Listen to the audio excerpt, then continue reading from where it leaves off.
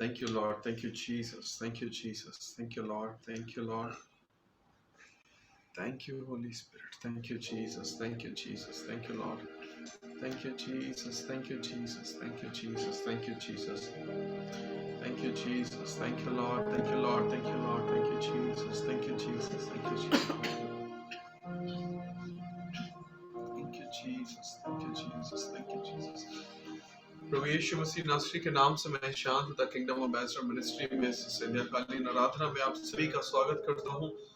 इस समय है जो खुदा ने हमें दिया है और हम उसके नाम को धन्य कहते हैं इस समय के लिए और शुक्रिया अदा करते हैं कि हम यहाँ एक साथ इकट्ठा एक जगह पर इकट्ठा हुए हैं, जमा हुए हैं उसके नाम को ऊंचा उठाने के लिए और उसके और ज्यादा करीब जाने के लिए, उसके वचनों में से और ज्यादा सीखने के लिए। एक छोटी सी प्रार्थना करेंगे और उस प्रार्थना के बाद आज की आराधना को हम शुरू करेंगे। Thank you Jesus, thank you Lord, thank you Lord. खुदावंद धन्यवाद के साथ इस संध्याकालीन समय में खुदावंद आपके करीब आते प्रभु जी, अपने आप को, अपनी हर एक बातों को खुदावंद, आज की इस मीटिंग को खुदावंद आपके हाथों में सौंपते हैं प्रभु जी। आप गाइड करिए खुदावंद, आप लेकर के चलिए प्रभु जी, आप आगे बढ़ाइए प्रभु जी। Thank you Jesus. खुदावंद जबकि हम आराधना में जाते हैं, जब हम वचन में जाते हैं, प्रार्थनाओं में जाते हैं प्रभु जी, हर एक बात में आपकी अगुवाई को मांगते प्रभु जी, आपके साथ को मांगते हैं प्रभु जी। Thank you Jesus, thank you Lord, thank you Lord, thank you Lord,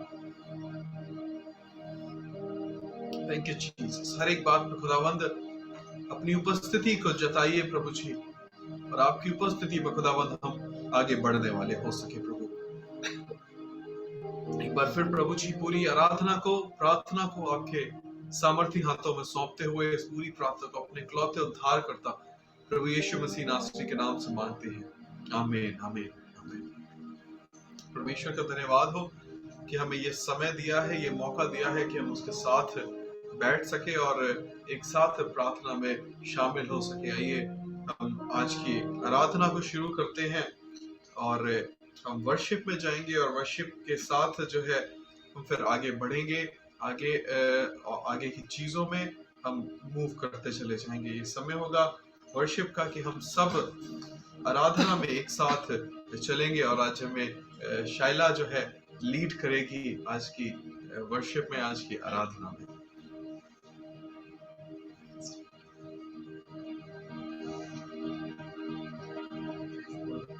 Praise the Lord.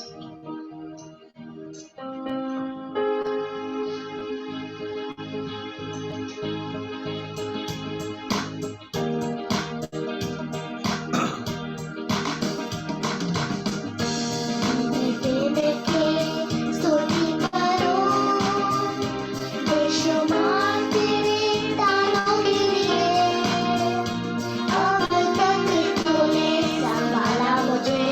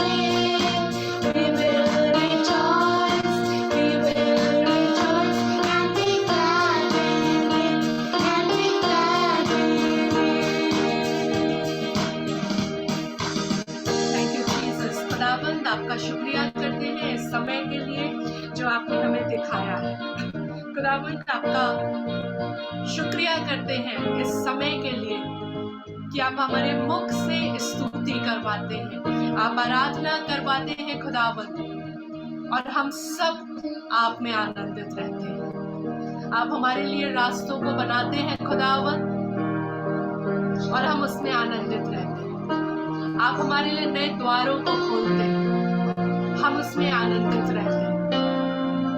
खुदावंद, आपके हर एक मार्ग के लिए हम आपका शुक्रिया करते हैं, हर एक आनंद के लिए खुदावंद हम आपका शुक्रिया करते हैं। God will make a way where seems to be no way. जहाँ कोई रास्ता नहीं दिखता, वहाँ खुदावंद हमारे लिए रास्ता बनाता है। आइए इस गीत को गाएंगे और परमेश्वर की महिमा करेंगे। God will make a way.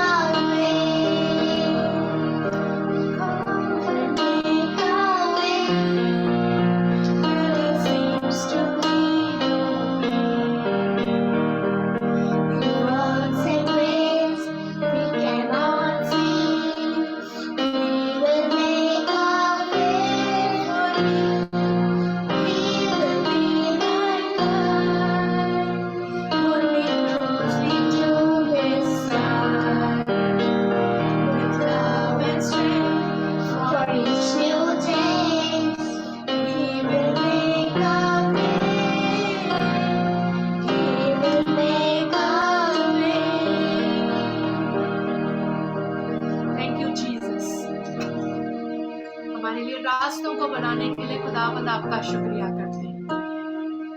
खुदावंद आपका धन्यवाद करते हैं कि आप हमारे लिए नए द्वार को, नए मार्ग को खोलते हैं। जैसा कि हमने इस गीत को गाया, जब सारे दरवाजे बंद होते हैं, जब कोई रास्ता हमें दिखता नहीं है, तब आप एक नए रास्ते को हमारे लिए खोलते हैं। आप हमें गाइड करते हैं खुदावंद, हमारी अगुवाई करते हैं। आप हमें खींच कर पकड़े रहते हैं ताकि हम खुदावंद अपने मार्गों से भटकने ना पाए। आज इस शाम में खुदावंद हम सब साथ मिलकर आपकी आराधना करते हैं, एक साथ आपके नाम को धन्य कहते हैं। आज इन सारे परिवारों के लिए प्रार्थना करते हैं खुदावंद, जो हमारे साथ मिलकर आराधना कर रहे हैं। खुदावंद आपका शुक्रिया कहते हैं कि आपने हर परिवार में आशीष को रखा है, ब्लेसिंग्स को रखा है, अपनी स्ट्रेंथ को रखा है, सामर्थ्य को रखा है, और आप हमें लिए चलते हैं। खुदावंद आपका वचन कहता है, दाऊद इस बात को कहता है, यहोवा मेरा चरवाहा है, मुझे कुछ घटी ना होगी। The Lord is my shepherd, we shall not want. मुझे कुछ घटी ना होगी। वो मुझे हरी हरी चराइयों में चराता है, वो मुझे सुखदाई जल के झरने के पास ले चलता है, वो मेरे जी में जी ले आता है। धर्म के मार्गों में वो अपने नाम के निमित्त मेरी अगुवाई करता है। चाहे मैं घोर अंधकार से भरी हुई तराइयों में होकर भी क्यों ना चलूं, फिर भी यहोवा हमें सामर्थ्य देता है। आज खुदावंद आपके इस वचन को क्लेम करते हैं। वो हमारे सताने वालों के सामने हमारे लिए मेज बिछाता है, मेरा कटोरा उबल रहा है। वो पवित्र आत्मा जो हमारे अंदर काम करती है, आज वो छलक रही है कि हम आपके कार्यों को और लोगों तक पहुंचाने वाले हो सके। तेरे सोटे, तेरी लाठी से हमें शांति मिलती है खुदावंद। खुदावन आपके ऐसे वचन के लिए हम आपका शुक्रिया करते हैं, ऐसी चरवाही के लिए हम आपका शुक्रिया करते हैं। Thank you Father Lord, thank you Jesus. रिखा बाशी केरिया ला बाशी केते सिखरा नमा शिकेरिया ला बाबाशी रिया बाबा बा सकरिया ला बाशी केतिया ला नमास फिशला महसे केत्रिया बाबाशी। खुदावन आज जितने लोग प्रार्थना कर रहे हैं, आज होने दीजिए खुदावन कि हम सब के लिए नए द्वार खुलने वाले हो सके, आज हम नए मार्गों पर चलने वाले हो सके। ऐसे द्वार खुदावन जो हमें बंद दिख रहे हैं, ऐसे द्वार खुदावन जो हमें लगता है कि कभी नहीं खुलेंगे, पर आज खुदावन हम प्रार्थना करते हैं हर एक परिवार के लिए कि आज हर एक परिवार के लिए एक नया आशीषित द्वार खुलने वाला हो सके और हमें नया मार्ग मिले, ताकि हम खुदावन उस पर चलने वाले हो सके और अपने उद्धार को पाने वाले हो सके। Thank you Father Lord, thank you Jesus, thank you Jesus Lord. वो शिकेरिया रा बाबा शिकेता ला बाशी करमा शिकेरिया ला बाशी केती। कुछ देर अन्य भाषाओं में प्रार्थना करें और खुदावन का धन्यवाद करें, उसकी महिमा के लिए खुदावन का धन्यवाद करें, उसके सामर्थ्य के लिए खुदा का धन्यवाद करें। Thank you Jesus, thank you Jesus. आइए कुछ देर परमेश्वर की आराधना में जाओ, अन्य भाषाओं में प्रार्थना करेंगे और परमेश्वर का शुक्रिया करेंगे। Thank you Jesus, thank you Jesus. ओरिया बाशी केरिया रा बाशी केरिया रपासिले निमेश लफरा बरा बरा बाशी केरिया। खुदावन आज आपकी महिमा का बादल हमें घेरने पाए, आज आपकी करुणा हमें घेरने पाए। खुदावन आपकी महिमा आज हमारे मुख से होने पाए, आज हमारा मुख खुदावंद आपका धन्यवाद करने पाए। धन्यवाद हो खुदावंद, धन्यवाद हो खुदावंद, धन्यवाद हो खुदावंद। आपकी अद्भुत आशीषों के लिए आपका धन्यवाद करते हैं। रबाशी केरिया ला रबाशी रबाशी केरिया ला रबाशी। धन्यवाद हो खुदावंद, धन्यवाद हो खुदावंद। Thank you Jesus, thank you Jesus, thank you Jesus। Orikla bashi fria namase kente।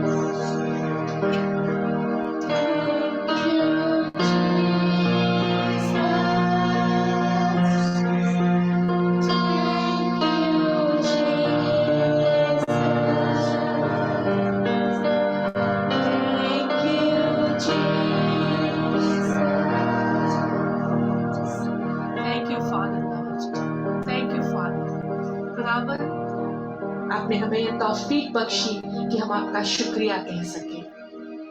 खुदावंद हर एक वरदान के लिए हम आपका धन्यवाद करते हैं। आज की इस आराधना को आपके हाथों में सौंपते हैं, आज के वक्ता को खुदावंद आपके हाथों में सौंपते हैं। आज जो कुछ भी कलाम उनके द्वारा बोया जाता है, जो कुछ बीज खुदावंद आज उनके द्वारा बोया जाता है, आज वो खुदावंद 100 गुना फल लाने वाला हो सके। हम सबको आशीष दीजिए, सारे परिवारों को, जितने लोग हमारे साथ जुड़कर आराधना कर रहे हैं, सबको आशीष दीजिए, ताकि खुदावंद आपके नाम की बड़ी महिमा को हम करने वाले हो सके। नई गवाहियों को दीजिए, नए वचन को दीजिए खुदावंद,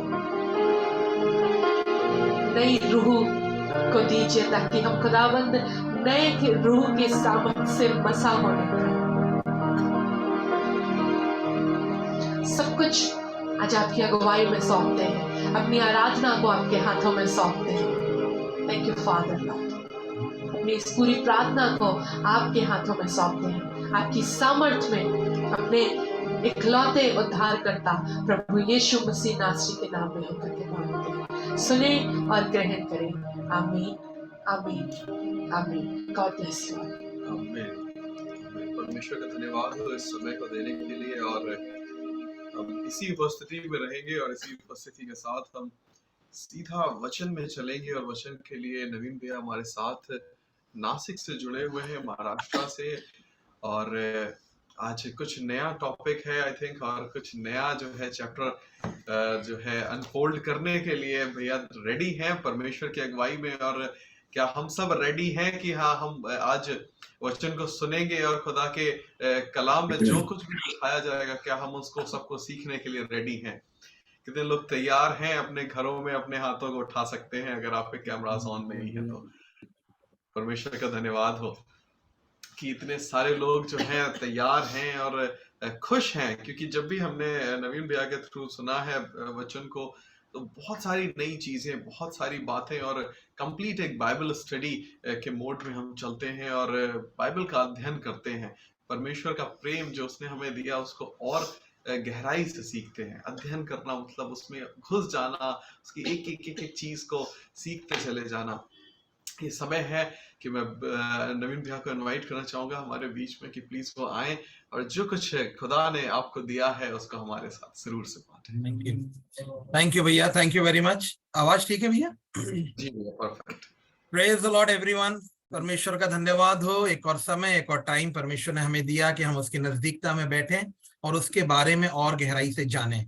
जब शादी होने की बात रहती है और हस्बैंड वाइफ मिलते हैं, मंगनी हो जाती है और कुछ समय के बाद शादी रहती है, तो वो हस्बैंड वाइफ के बीच में जो है केवल एक दूसरे को ही उन लोग जो है ज्यादा प्रेफर करते हैं कि बात करें, बैठें और किस तरीके से बात करेंगे, किस तरीके से हम उनसे वो बोलेंगे, वो अपने साथ समय बिताना चाहते हैं। वैसे परमेश्वर भी आपके साथ और मेरे साथ समय बिताना चाहता है, क्योंकि हम उसके बेटे और बेटियां हैं। और आज हम इस पृथ्वी पर हैं, यानी हम एनिमी टेरिटरी में हैं। हम इस शैतान के, परमेश्वर ने सृष्टि को बनाया, परंतु शैतान ने आदम को उस पाप में गिराकर जो अधिकार आदम को दिए थे परमेश्वर ने, वो उसके पास से छीन लिए। जैसे अपन ने पहले स्टडी किया हुआ है कि इसके पहले की सृष्टि जो थी, वो उसका जो मेन आदमी था या जो उसको चलाने वाला था, वो शैतान था, यानी लूसीफर था। शैतान नहीं बोलना चाहिए, लेकिन अपनी हरकतों के कारण और अपने गलत विचारों के गलत उसके कारण,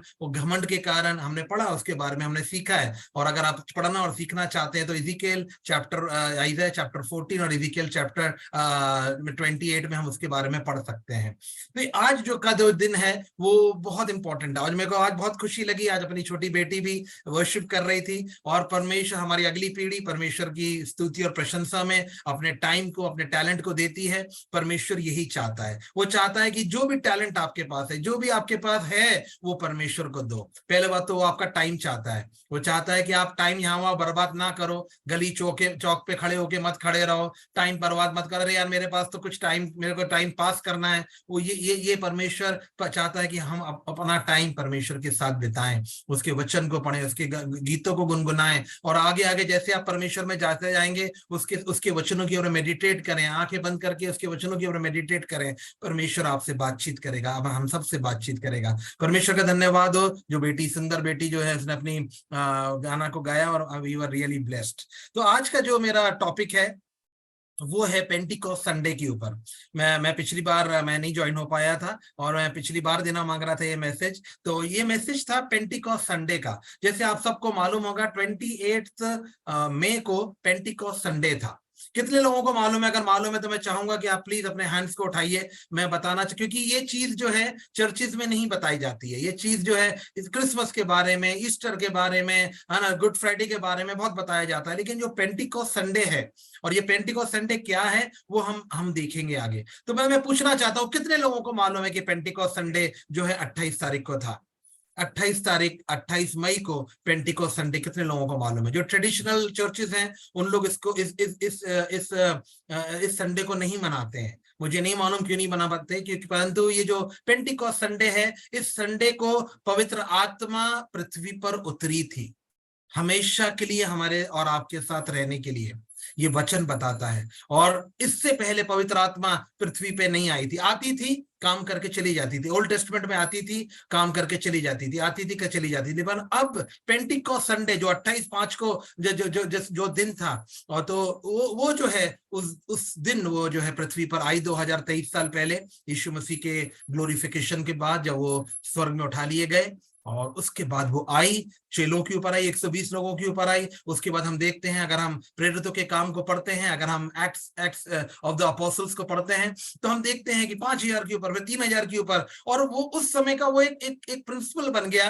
कि अगर आप बॉर्न अगेन हो गए हो तो पवित्र आत्मा आपके ऊपर आ जाती थी और वो अनन्य भाषाओं में बात करने लगते थे। हमारी इस किंगडम एम्बेसडर्स में भी कितने लोग हैं जो अनन्य भाषाओं में बात करते हैं। तो इसको क्या बोला जाता है? ये एक्सपीरियंस कब मिलता है? ये एक्सपीरियंस कैसे मिलता है? इस एक्सपीरियंस से क्या फायदा है? ये आज उसके बारे में हम टच करेंगे। तो पेंटिकॉस्ट संडे जो था, जो जिस दिन उसके लिए हम निकाल लेंगे एक्ट्स ऑफ द अपोस्टल्स, प्रेरितों के काम, उसका 2 अध्याय 1 वचन।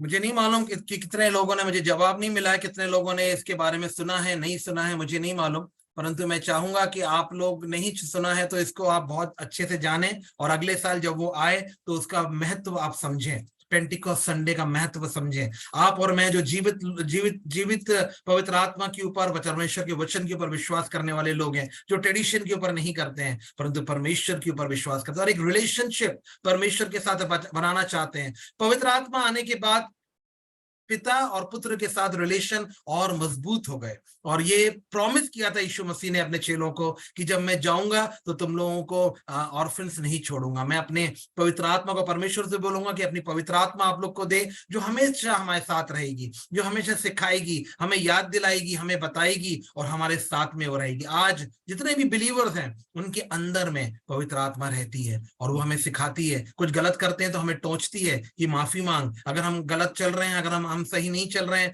तो हमें करेक्ट करती है। परमेश्वर के वचन को जब हम पढ़ते हैं तो उसका मतलब, उसकी गहराई हमें समझाती है। तो एक्ट्स चैप्टर 2 वर्स 1। जब पेंटिकॉस्ट का दिन आया तो वे सब एक जगह इकट्ठे थे और एकाएक आकाश से बड़ी आंधी सी किसी सनसनाहट का शब्द हुआ और उससे सारा घर जहां वे बैठे थे गूंज गया।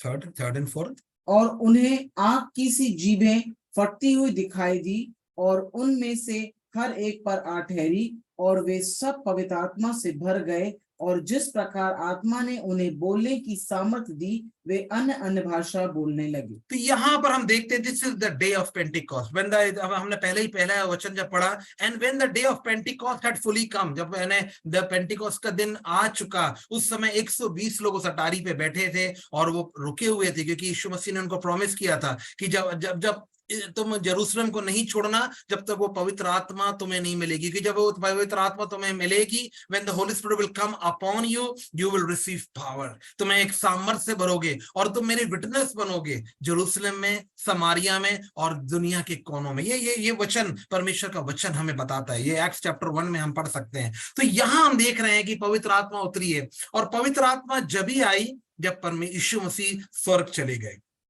जब तक यीशु मसीह इस पृथ्वी पे थे जब तक पवित्र आत्मा नहीं थी। जब तक पवित्र आत्मा के बारे में यीशु मसीह सिखाते थे लेकिन पवित्र आत्मा नहीं थी। ये जो पेंटिकॉस्ट है, पेंटिकॉस्ट का मतलब होता है 50th डे। 50वां दिन। 50वां दिन कहां से 50वां दिन? वो 50वां दिन जब यीशु मसीह जी उठा, उसका 50वां दिन है ना। जब यीशु मसीह जी उठा तो 40 दिन वो इस पृथ्वी पे था, अपने चेलों के साथ रहा, चेलों को बहुत सारी बातें उसने बताई, बहुत सारे वचनों से उसको उनसे बातचीत करी और बहुत सारे प्रूफ दिए और बताया कि भाई मैं घोस्ट नहीं हूं, मैं भूत नहीं हूं, मैं देखो मैं परमेश्वर का बेटा हूं, मैंने मौत के ऊपर, मैंने डेथ के ऊपर विजय पाली है और मैं जी उठा हूं, और जैसे मैं जी उठा हूं वैसे आप भी जी उठोगे। यही हमारी आशा है कि आज अगर मैं यीशु परमेश्वर मैं मर गया तो मैं जी उठूंगा जब यीशु मसीह रैप्चर में आएगा। हमने पिछले 2 हफ्तों में पढ़ा, सीखा रैप्चर क्या होता है, तो हमने देखा और तो हमने देखा कि हम जी उठेंगे, हमारा शरीर जी उठेगा। हमारे में अगर कहीं दाग होगा, कहीं चोट का निशान होगा, यदि यीशु मसीह के हाथ में और पैर में और जो साइड में जो निशान थे, वो अपने चेलों को बताता है कि देखो ये निशान है, मैं जो हूँ जी उठा हूं, मैं शरीर के साथ जी उठा हूं। और आज भी वो कब्र जहां यीशु मसीह था वो खाली है। तो यहां हम देख रहे हैं कि एक नया एक्सपीरियंस, पवित्र आत्मा का नया एक्सपीरियंस, पवित्र आत्मा उनके ऊपर आती है, पहली बार आ रही है वो हमेशा के लिए इस पृथ्वी पर रहने के लिए। तो पवित्र आत्मा जब आती है तो ये जो चीज है इसको बोला जाता है baptism of the Holi spirit. क्योंकि जैसे ही वो उनको मिली वो अनन्य भाषाओं में बात करने लगे, लगे। तो ये जो है कोई भी चीज जो है, जैसे मैं हमेशा बोलता हूं कि ओल्ड टेस्टमेंट को न्यू टेस्टमेंट को मिलाकर बाइबल बोला जाता है।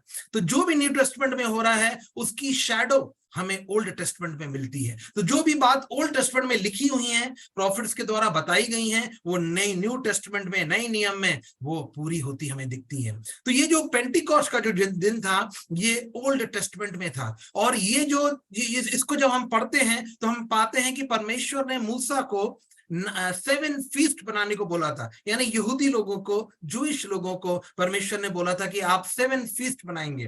और 7 फीस्ट बोले तो क्या बोलते हैं, साल में 3 बार वो मनाई जाती थी। तो 3 बार आपको जो मर्द होते थे 20 इयर्स के ऊपर के जो मर्द होते थे उनको जेरूसलम में आना पड़ता था, उस मंदिर में आना पड़ता था। जब सोलोमन राजा ने जो मंदिर बनाया था वहां आना पड़ता था और वहां उनको सैक्रिफाइस चढ़ानी पड़ती थी, जानवरों की, शीप की, गोट की, अपने चिड़ियों की, जो भी आप अपने फाइनेंशियल स्टेटस के अनुसार आपको आके वहां वो करना पड़ता था। तो जो इसके बारे में हमें ओल्ड टेस्टमेंट में मालूम पड़ता है और ये न्यू टेस्टमेंट में ये सारी चीजें पूरी होती हैं, ये सारी जो जिक्सॉ पजल है ये पूरा होता है। तो आइए उसके लिए हम निकाल लेंगे लेवी की किताब, उसका 23वां अध्याय और 3 वचन। तो जो 7 फीस्ट थी उसके बारे में मैं बता रहा हूं, जो परमेश्वर ने मूसा को यहूदियों को बनाने के लिए दी थी, और उनका मेन मकसद था, उसका एक मेन पर्पस था उसके पीछे। वही फीस्ट जो है हम जब नए नियम में आते हैं, जब यीशु मसीह को चढ़ाया जाता है क्रूस के ऊपर, जो वो लहू बहाता है,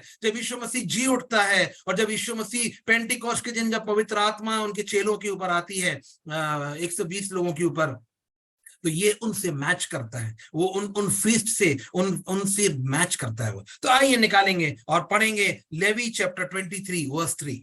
6 दिन कामकाज किया जाए, पर 7वां दिन परम विश्राम का और पवित्र सभा का दिन है, उसमें किसी प्रकार का कामकाज ना किया जाए, वह तुम्हारे सब घरों में यहोवा का विश्राम दिन ठहरे।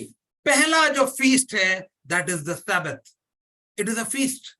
वो उस दिन फीस्ट बनाई जाती है। आज भी संडे में हम लोग फीस्ट बनाते हैं, हम लोग चर्च में जाते हैं, आत्मिक भोजन लेते हैं, है ना, और उसके बाद घर में आके भी मटन चिकन और बढ़िया नॉनवेज खाते हैं, क्योंकि सब परिवार के लोग छुट्टी पे रहते हैं, और तो वो भी एक फीस्ट का दिन रहता है। तो पहला जो फीस्ट है वो होती है सैबत। तो सैबत यहूदियों के लिए हफ्ते का आखिरी दिन होता था, लेकिन हम क्रिश्चियंस के लिए हफ्ते का पहला दिन हम लोग उसको आराम का दिन या रेस्ट का दिन या परमेश्वर के साथ फीस्ट का दिन, चर्च जाके स्तुति प्रशंसा करके और घर में लौट के आने के बाद जो शारीरिक बेस्ट भोजन है वो हमारे घर में, हमारे परिवार में बनता है। तो पहला जो फीस्ट था वो था सैबत। सेकंड फीस्ट हम देखते हैं, वो मिलता है हमें लेवी चैप्टर 23 वर्स 6, इसी का 6वां वचन। और उसी महीने के 15वें दिन को यहोवा के लिए अख़मीरी रोटी का पर्व हुआ करे, उसमें तुम 7 दिन तक अख़मीरी रोटी खाया करना, उनमें से पहले दिन तुम्हारी पवित्र सभा हो और उस दिन परिश्रम का कोई काम ना करना। हाँ, यहाँ पर बोला जाता है अख़मीरी रोटी, और क्या वो शब्द बरमना साथ अखमीरी रोटी खाया था। अखमीरी रोटी है ना, इसको है ना थोड़ा हिंदी में थोड़ा सा डिफिकल्ट है, लेकिन इंग्लिश में इसको बोला जाता है द पास ओवर। जो आपको याद होगा, जो मैंने बताया था मूसा के बारे में, अपन ने सीखा था, परमेश्वर ने सिखाया था हमको कि जब उन लोग निकले और उस दिन परमेश्वर ने बोला था कि जो पहलौठे होंगे जानवरों के, इजिप्शियन लोगों के, मिस्री लोगों के जो पहलौठे होंगे जानवरों के, और उनके जिनने अपने अपने चौखट के ऊपर उस मेमने के लहू को नहीं लगाया था, तो जो मौत का सरदूत आएगा वो उनके जो पहलौटे होंगे उनको मार देगा। ये हम पढ़ सकते हैं, एक्सोडस की बुक में इसके बारे में दिया हुआ है, और हमने इसके बारे में सीखा हुआ है। कई लोगों को, मुझे लगता है कई लोगों को याद होगा उसके बारे में। उसको बोला जाता है द पास ओवर, इंग्लिश में उसको बोला जाता है पास ओवर। हिंदी में थोड़ा सा डिफिकल्ट वर्ड है कि अखमीरी रोटी। उसमें अनलीवेंड ब्रेड खाना है, ऐसी ब्रेड खाना है जिसमें ईस्ट नहीं मिलाता। जैसे ब्रेड नहीं खाना, जैसे ब्रेड में ईस्ट मिलाया जाता है वो फूल जाती है ना, तो वो नहीं खाना है उनको। और उनको अपने अपने मेमने को जो उन्होंने चढ़ाया था, अपने चौखट के ऊपर लगाया था, तो जो परमेश्वर ने जो मौत का जो सरदूत भेजा था, तो वो देखता था कि अरे भाई इस चौखट के ऊपर लहू लगा है और ये इजरायली लोग हैं, तो वो जो मौत का फरिश्ता है वो उनके घर में से पास ओवर हो जाता था, यानी आगे चला जाता था, और उस घर में जो भी लोग थे उनके ऊपर कोई नुकसान नहीं करता था। तो ये हम देख रहे हैं कि ये सेकंड जो फीस्ट बनाना है यहूदी लोगों को, वो था the feast of the pass over. Pass over मैं इसलिए बोल रहा हूँ, समझने के लिए भी अच्छा है और आप लोगों को भी जल्दी याद हो जाएगा। तो ये उस दिन उन लोगों को मनाना है। तीसरा पर्व जो है वो हमें मिलता है लेवी चैप्टर 23 वर्स 10वां, उसके 10वां अध्याय। तो इनको ये था एवरी ईयर इनको मनाना है, उनको याद करना है कि भैया हम मिस्र में थे तो हमने वो परमेश्वर ने हमारे वो चौखट के ऊपर हमको बोला था लहू लगाओ, तो जो मौत का फरिश्ता है वो हमारे घरों से आगे चला गया और हमारे घर में कोई भी किसी की भी मृत्यु नहीं हुई। परंतु जिनने नहीं लगाया था, जिन इजरायलियों ने भी नहीं लगाया था, उनके ऊपर भी, वहां पर भी पहलौठे की मृत्यु हुई। क्योंकि परमेश्वर ने बोला कि अगर कोई लोग बाहर हैं तो उनका जो खून है वो मेरे सर पे नहीं रहेगा। इसलिए सब रूम में आओ और उस चौखट के ऊपर लहू लगाओ, मेमने का लहू लगाओ, और इससे तुम बचोगे और मौत का फरिश्ता जो है पास ओवर हो जाएगा, आगे चला जाएगा वो, है ना। तो अब तीसरा जो फीस्ट है ये यहूदियों को परमेश्वर बोल रहा है, लेकिन ये मैच करेगा हमको नए नियम में, इसलिए हमको ये सीखना है, हमको ये समझना है। 23:10 यस, इस्राएलियों से कहे कि जब तुम उस देश में प्रवेश करो जिसे यहोवा तुम्हें देता है और उसमें के खेत काटो, तब अपने अपने पक्के खेत की पहली उपज का पूला याजक के पास ले आया करना। हाँ, यहाँ पर हम देख रहे हैं this is the feast of the first fruits. इसको है ना नॉर्दर्न अपने यहाँ पर बोला जाता है साख। जैसे आम का पेड़ जो है, वो आम के पेड़ में मान लो 100 आम लगे हैं, उनमें से 1-2 आम जो है वो पक के गिर जाते हैं अपने आप। तो इसका मतलब जो फार्मर है, जो एक किसान है, समझ जाता है कि अब ये पेड़ के जो कच्ची कैरियां हैं ये पकने वाली हैं, और उनको बोला जाता है फर्स्ट फ्रूट। जब कहीं पर अगर आप खेतों में जाओ जहां पर गेहूं लगा हुआ है, तो कुछ बालियां जो है 90% बालियां एक साइज की रहेंगी, परंतु कुछ बालियां 10 या 5% बालियां ऊपर आ जाती हैं और वो पहले पकती हैं, और उसको जो किसान होता है वो देखता है अरे यार ये पक गई हैं, यानी अब दूसरी भी पकने वाली हैं। तो ये जो है इसको बोला जाता है the feast of the first fruits. तो यहां पर जो है ये परमेश्वर ने बोला था कि जब तुम अपने प्रॉमिस्ड लैंड में आ जाओगे, यहूदियों को परमेश्वर ने पूरा 40 साल उस रेगिस्तान में घुमाकर अपने प्रॉमिस्ड लैंड में लेके आता है, और वहां बोलता है कि जब तुम उपज आए तुम्हारी, तो जो पहले फ्रूट्स हैं, फर्स्ट फ्रूट्स, उसको तुम जो है परमेश्वर के सामने हिलाना, वेव ऑफरिंग देना और बोलना कि प्रभु ये जो खेत के जो 5% 7% जो पहले फल आ गए हैं, पक गए हैं अपने आप, तो वो हम आपको चढ़ाते हैं। और उसके बाद जो आता है फीस्ट ऑफ द वीक, तो ये फीस्ट ऑफ द वीक जो है चौथा जो पर्व है मनाने को बोला था परमेश्वर ने, वो आता है फीस्ट ऑफ द वीक। ये होता है पेंटिकॉस्ट का दिन, ये होता है 50th डे, इसको बोला जाता है पेंटिकॉस्ट, 50 दिन। Pentecost means 50। मैं पेंटिकॉस्टल नहीं हूं, मैं पेंटिकॉस्टल के अगेंस्ट नहीं हूं, मैं करिस्मेटिक नहीं हूं, मैं करिस्मेटिक के अगेंस्ट नहीं हूं, मैं सबसे प्यार करता हूं क्योंकि परमेश्वर ने मुझे प्यार की आत्मा दी है और हर एक लोगों से प्यार करने के लिए परमेश्वर ने बोला है। अगर परमेश्वर मुझ जैसे पापी से प्यार नहीं करता तो आज मैं उसका बेटा नहीं होता। इसलिए जितने भी डिनोमिनेशन है, पेंटिकॉस्टल, करिस्मेटिक, जितने भी लोग हैं, उन सब से हम प्यार करते हैं। रोमन कैथलिक्स, उनसे भी हम प्यार करते हैं। एक समय आएगा जब परमेश्वर की पवित्र आत्मा रहेगी और परमेश्वर की पवित्र आत्मा उनको बदलेगी, परमेश्वर की पवित्र आत्मा ने सच्चाई बताएगी। आपको और मुझको सच्चाई मालूम हो गई है, इसलिए आज हम यहाँ बैठे हैं और सीख रहे हैं परमेश्वर के बारे में। उनको भी परमेश्वर छोड़ेगा नहीं, क्योंकि वो भी परमेश्वर की सृष्टि है, परमेश्वर ने उनको बनाया है। और हमको परमेश्वर ने कब प्यार किया?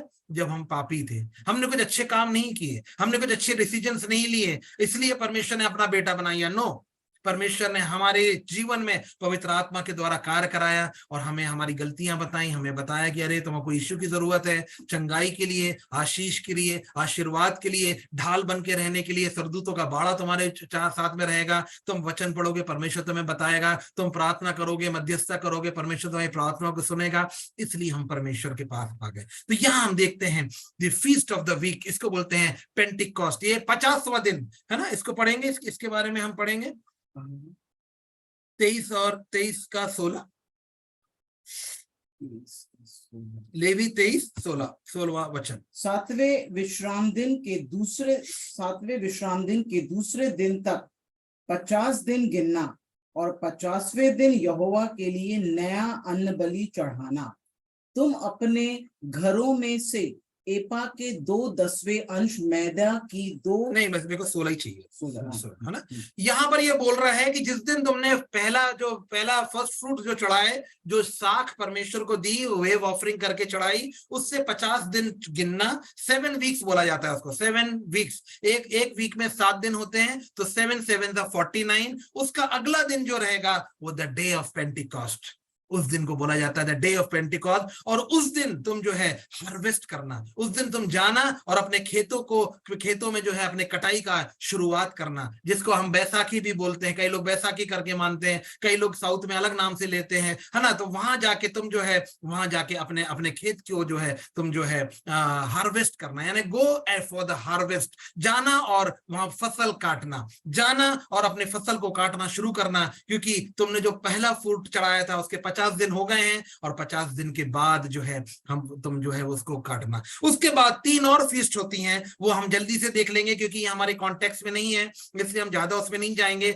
लेकिन 7 फीस्ट होती थी, ये बात आप जानकारी रखिए। और ये ओल्ड टेस्टमेंट में जो होता था, वो आने वाले न्यू टेस्टमेंट में जो होने वाला है उसके बारे में वो बताती है, वो हमें शैडो बताती है, वो हमें समझाती हैं। इसलिए हमारे लिए जरूरी है कि हम ओल्ड टेस्टमेंट को, अगर परमेश्वर चाहता था तो बोलता था भाई यीशु मसीह आया है लॉ को पूरा करने के लिए, पुराना नियम हटा दो, केवल नया नियम रखो, मैथ्यू मार्क लूक जॉन वो रखो बस, और बाकी पुराना मत रखो। लेकिन ये पुराना नियम हमारे साथ रखा गया है, और पुराने नियम की ज्यादा बुक्स है, 39 बुक्स है अपने पुराने नियम की, है ना। और ओल्ड न्यू टेस्टमेंट की कम बुक्स है। तो हमें पुराना नियम ज्यादा पढ़ना है, हमें पुराना नियम ज्यादा समझना है, क्योंकि वो हमारे न्यू टेस्टमेंट के ऊपर रोशनी डालती है। आज जो हम सीख रहे हैं, ये परमेश्वर हमें सिखा रहा है कि ओल्ड टेस्टमेंट से न्यू टेस्टमेंट में कैसे हमें समझना है और कैसे लिंक करना है। इसलिए इसको अलग नहीं किया है, बाइबल में रखा गया है। ये जो पुराने जो हमारे स्कॉलर्स थे, जो पुराने परमेश्वर के लोग थे, जिन्हें चुना कि कौन सी बुक रखना है, कैनोनाइजेशन हुआ बाइबल का, हर एक बुक का कैनोनाइजेशन हुआ है, उसको एक टेस्ट में से निकलना पड़ा है, इसलिए वो आज वो बाइबल में है।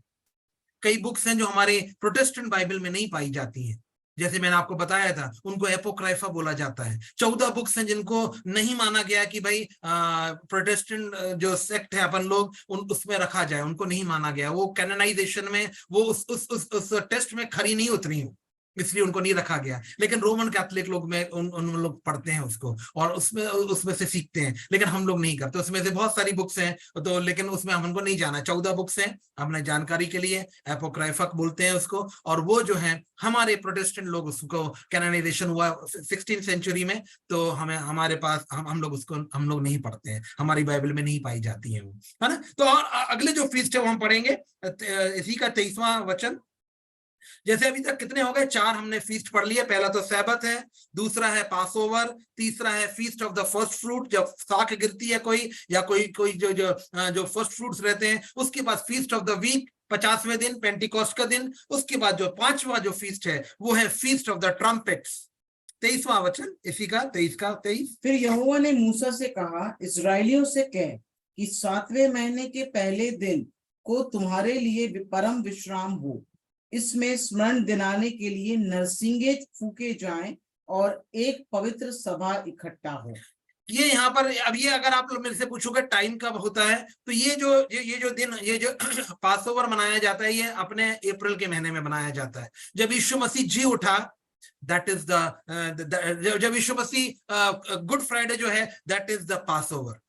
जब यीशु मसीह को क्रूस पे चढ़ाया, वो पास ओवर है। और जैसे उस पुराने नियम में जब वो लहू के द्वारा लोग बचाए गए, उनको मारा नहीं गया, वैसे यीशु के लहू के द्वारा आप और मैं बचाए गए, है ना। सेकंड जो फर्स्ट फ्रूट है वो होता है, फर्स्ट फ्रूट यानी जब यीशु मसीह जी उठा, जब यीशु मसीह क्या बोलते हैं मुर्दों में से जी उठा, यानी ईस्टर का दिन या रिजरेक्शन डे, उसको बोला जाता है the feast of the first fruit.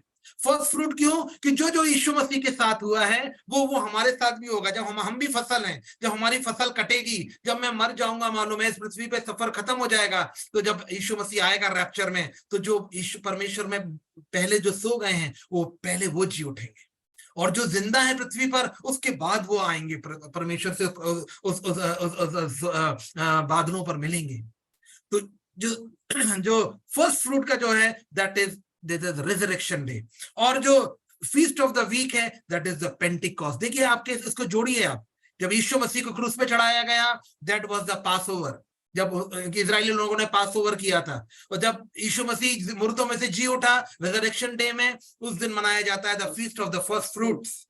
और तीसरा जो है द फीस्ट ऑफ वीक्स, उसको बोला जाता है पेंटिकॉस्ट का दिन, जो मैं बोल रहा हूँ 28/5 को था ये साल में, 28/5/2023 मई में, है ना। तो ये होता है पेंटिकॉस्ट। उस दिन जो है पवित्र आत्मा सामर्थ के द्वारा उतरी पृथ्वी के ऊपर, और काय के लिए उतरी? हार्वेस्ट के लिए, पावर के लिए, सामर्थ के लिए। क्योंकि उसके बाद आप देखिए जो 120 लोग थे उनका जीवन बदल गए, उनकी थिंकिंग बदल गई, उनके द्वारा सामर्थ के काम होने लगे। अगर आप प्रेरितों के काम को आप पढ़ोगे तो आप देखोगे वो लोगों को चंगा करने लगे, वो हाथ रखने लगे लोगों के ऊपर, पवित्र आत्मा उनके ऊपर आने लगी, वो लोगों के ऊपर जो है बड़े बड़े आश्चर्य कर्म उनके द्वारा होने लगे, क्योंकि पवित्र आत्मा उनके ऊपर आ गई है। पीछे आप यीशु मसीह को देख रहे हैं, उसके बारे में मैंने अपना लगाया हुआ है, इसके पीछे भी एक कारण है, लेकिन हम ये इसके बारे में सीखेंगे, फिर हम आगे चलेंगे। फिर एक और अच्छा, ये मैं बता रहा था कि ये जो टाइम है ये अप्रैल और मई में होता है, और ये जो अभी जो अगले जो 3 फेस्टिवल्स मैं बता रहा हूँ, फीस्ट बता रहा हूँ, ये अक्टूबर के महीने में होता है। ये यहूदी लोग मनाते हैं, ये इससे आपको और मेरा कोई लेना देना नहीं है, क्योंकि ये यहूदियों को दिए गए थे, ये मूसा के द्वारा परमेश्वर ने व्यवस्था दी थी, ये यहूदियों को दी थी, आप और मेरे को नहीं। लेकिन जानकारी के लिए हमें ये सीखना है, हमें मालूम होना चाहिए। तो ये अक्टूबर नवंबर के महीने में ये जो आखिरी के जो पढ़ रहे हैं अभी हम, ये फीस्ट बनाई जाती है, यहूदी लोग बनाते हैं। अभी है 6वां जो फीस्ट है, वो मिलता है इसी लेवी 23 के 27वें वचन में।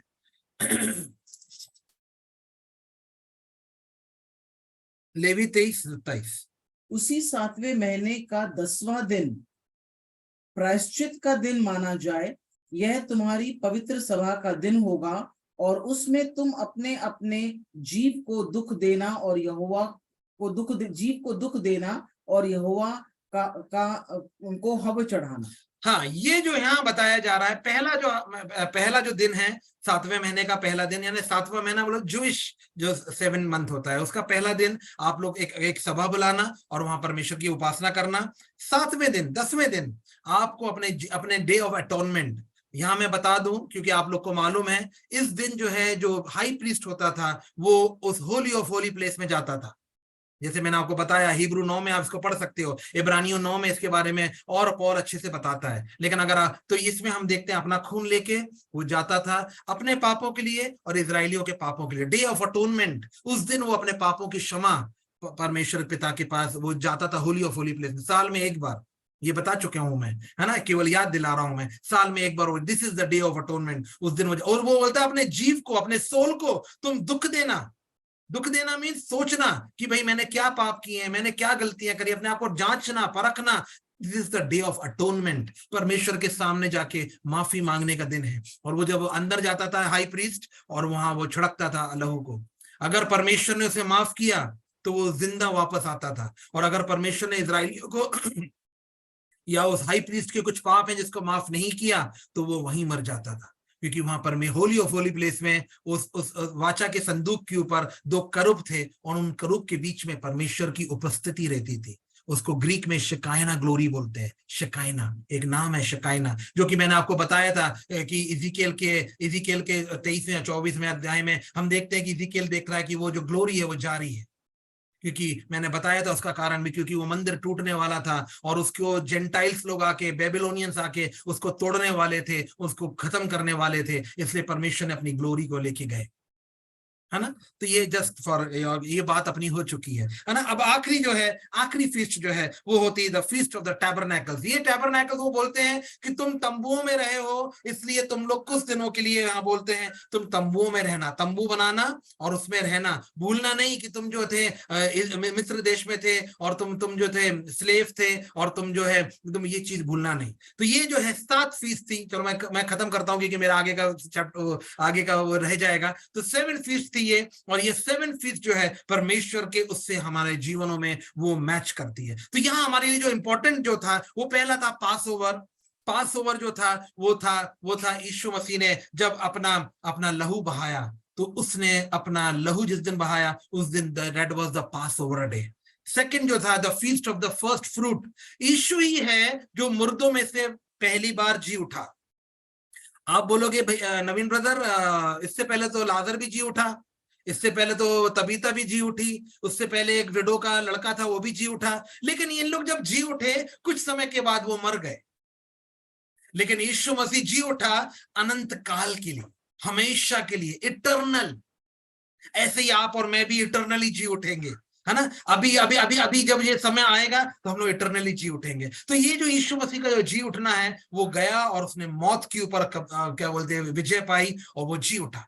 और जी उठने के बाद 40 दिन इस पृथ्वी पे रहा, अपने चेलों से बातचीत करी, चेलों को बहुत सारी बातें बताई, सिखाई और वचनों में से समझाया, और फिर देखते देखते परमेश्वर पिता के पास चला गया। तो ये जो था, this is the feast of the first fruit. ये मैच करता है परमेश्वर के क्या बोलते हैं रिजरेक्शन से। वो मैच करता है जिस दिन यीशु मसीह जी उठा, रिजरेक्शन डे, जिसको हम लोग ईस्टर भी बोलते हैं। ईस्टर बोलना सही नहीं होगा, लेकिन रिजरेक्शन डे को बोलना चाहिए हमें, क्योंकि वो उस दिन यीशु मसीह जी उठा, वो हमारा फर्स्ट फ्रूट है।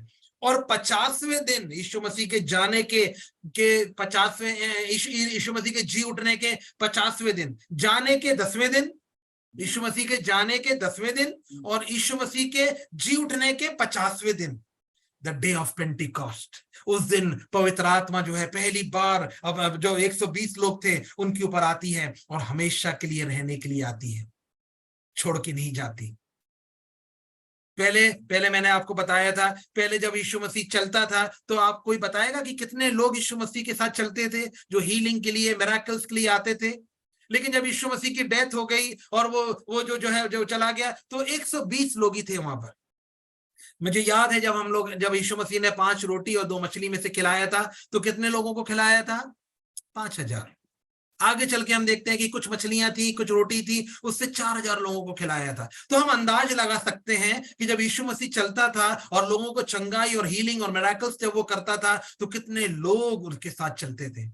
लेकिन जब यीशु मसीह चला गया, यीशु मसीह रेजरेक्ट हो गया, तो हम आगे देखेंगे कि चेले भी छोड़ के अपनी मच्छी मारने चले जाते हैं। वो बोलते हैं भाई सब चीज खत्म हो गई, चैप्टर क्लोज हो गया। एक यीशु मसीह आया था जो बहुत हीलिंग मिरेकल्स करता था, और वो चला गया है, चलो भाई अपनी रोजी रोटी का और अपना गुजर बसर का हम लोग अपनी तैयारी करें। और हम देखेंगे आगे चल के कि वो मछली मारने चले जाते हैं। लेकिन यीशु मसीह आता है जी उठने के बाद और उनसे मुलाकात करता है, उनको फिर से वापस बुलाता है कि भाई आओ, तो मैंने तुमको फिर से अपने काम पे लौटने के लिए नहीं बुलाया है, मैंने तुम्हें आओ, मैं तुम्हें अपनी पवित्र आत्मा से भरूंगा, मैं तुम्हें पवित्र आत्मा दूंगा जिससे तुम जाओगे और हार्वेस्ट करोगे।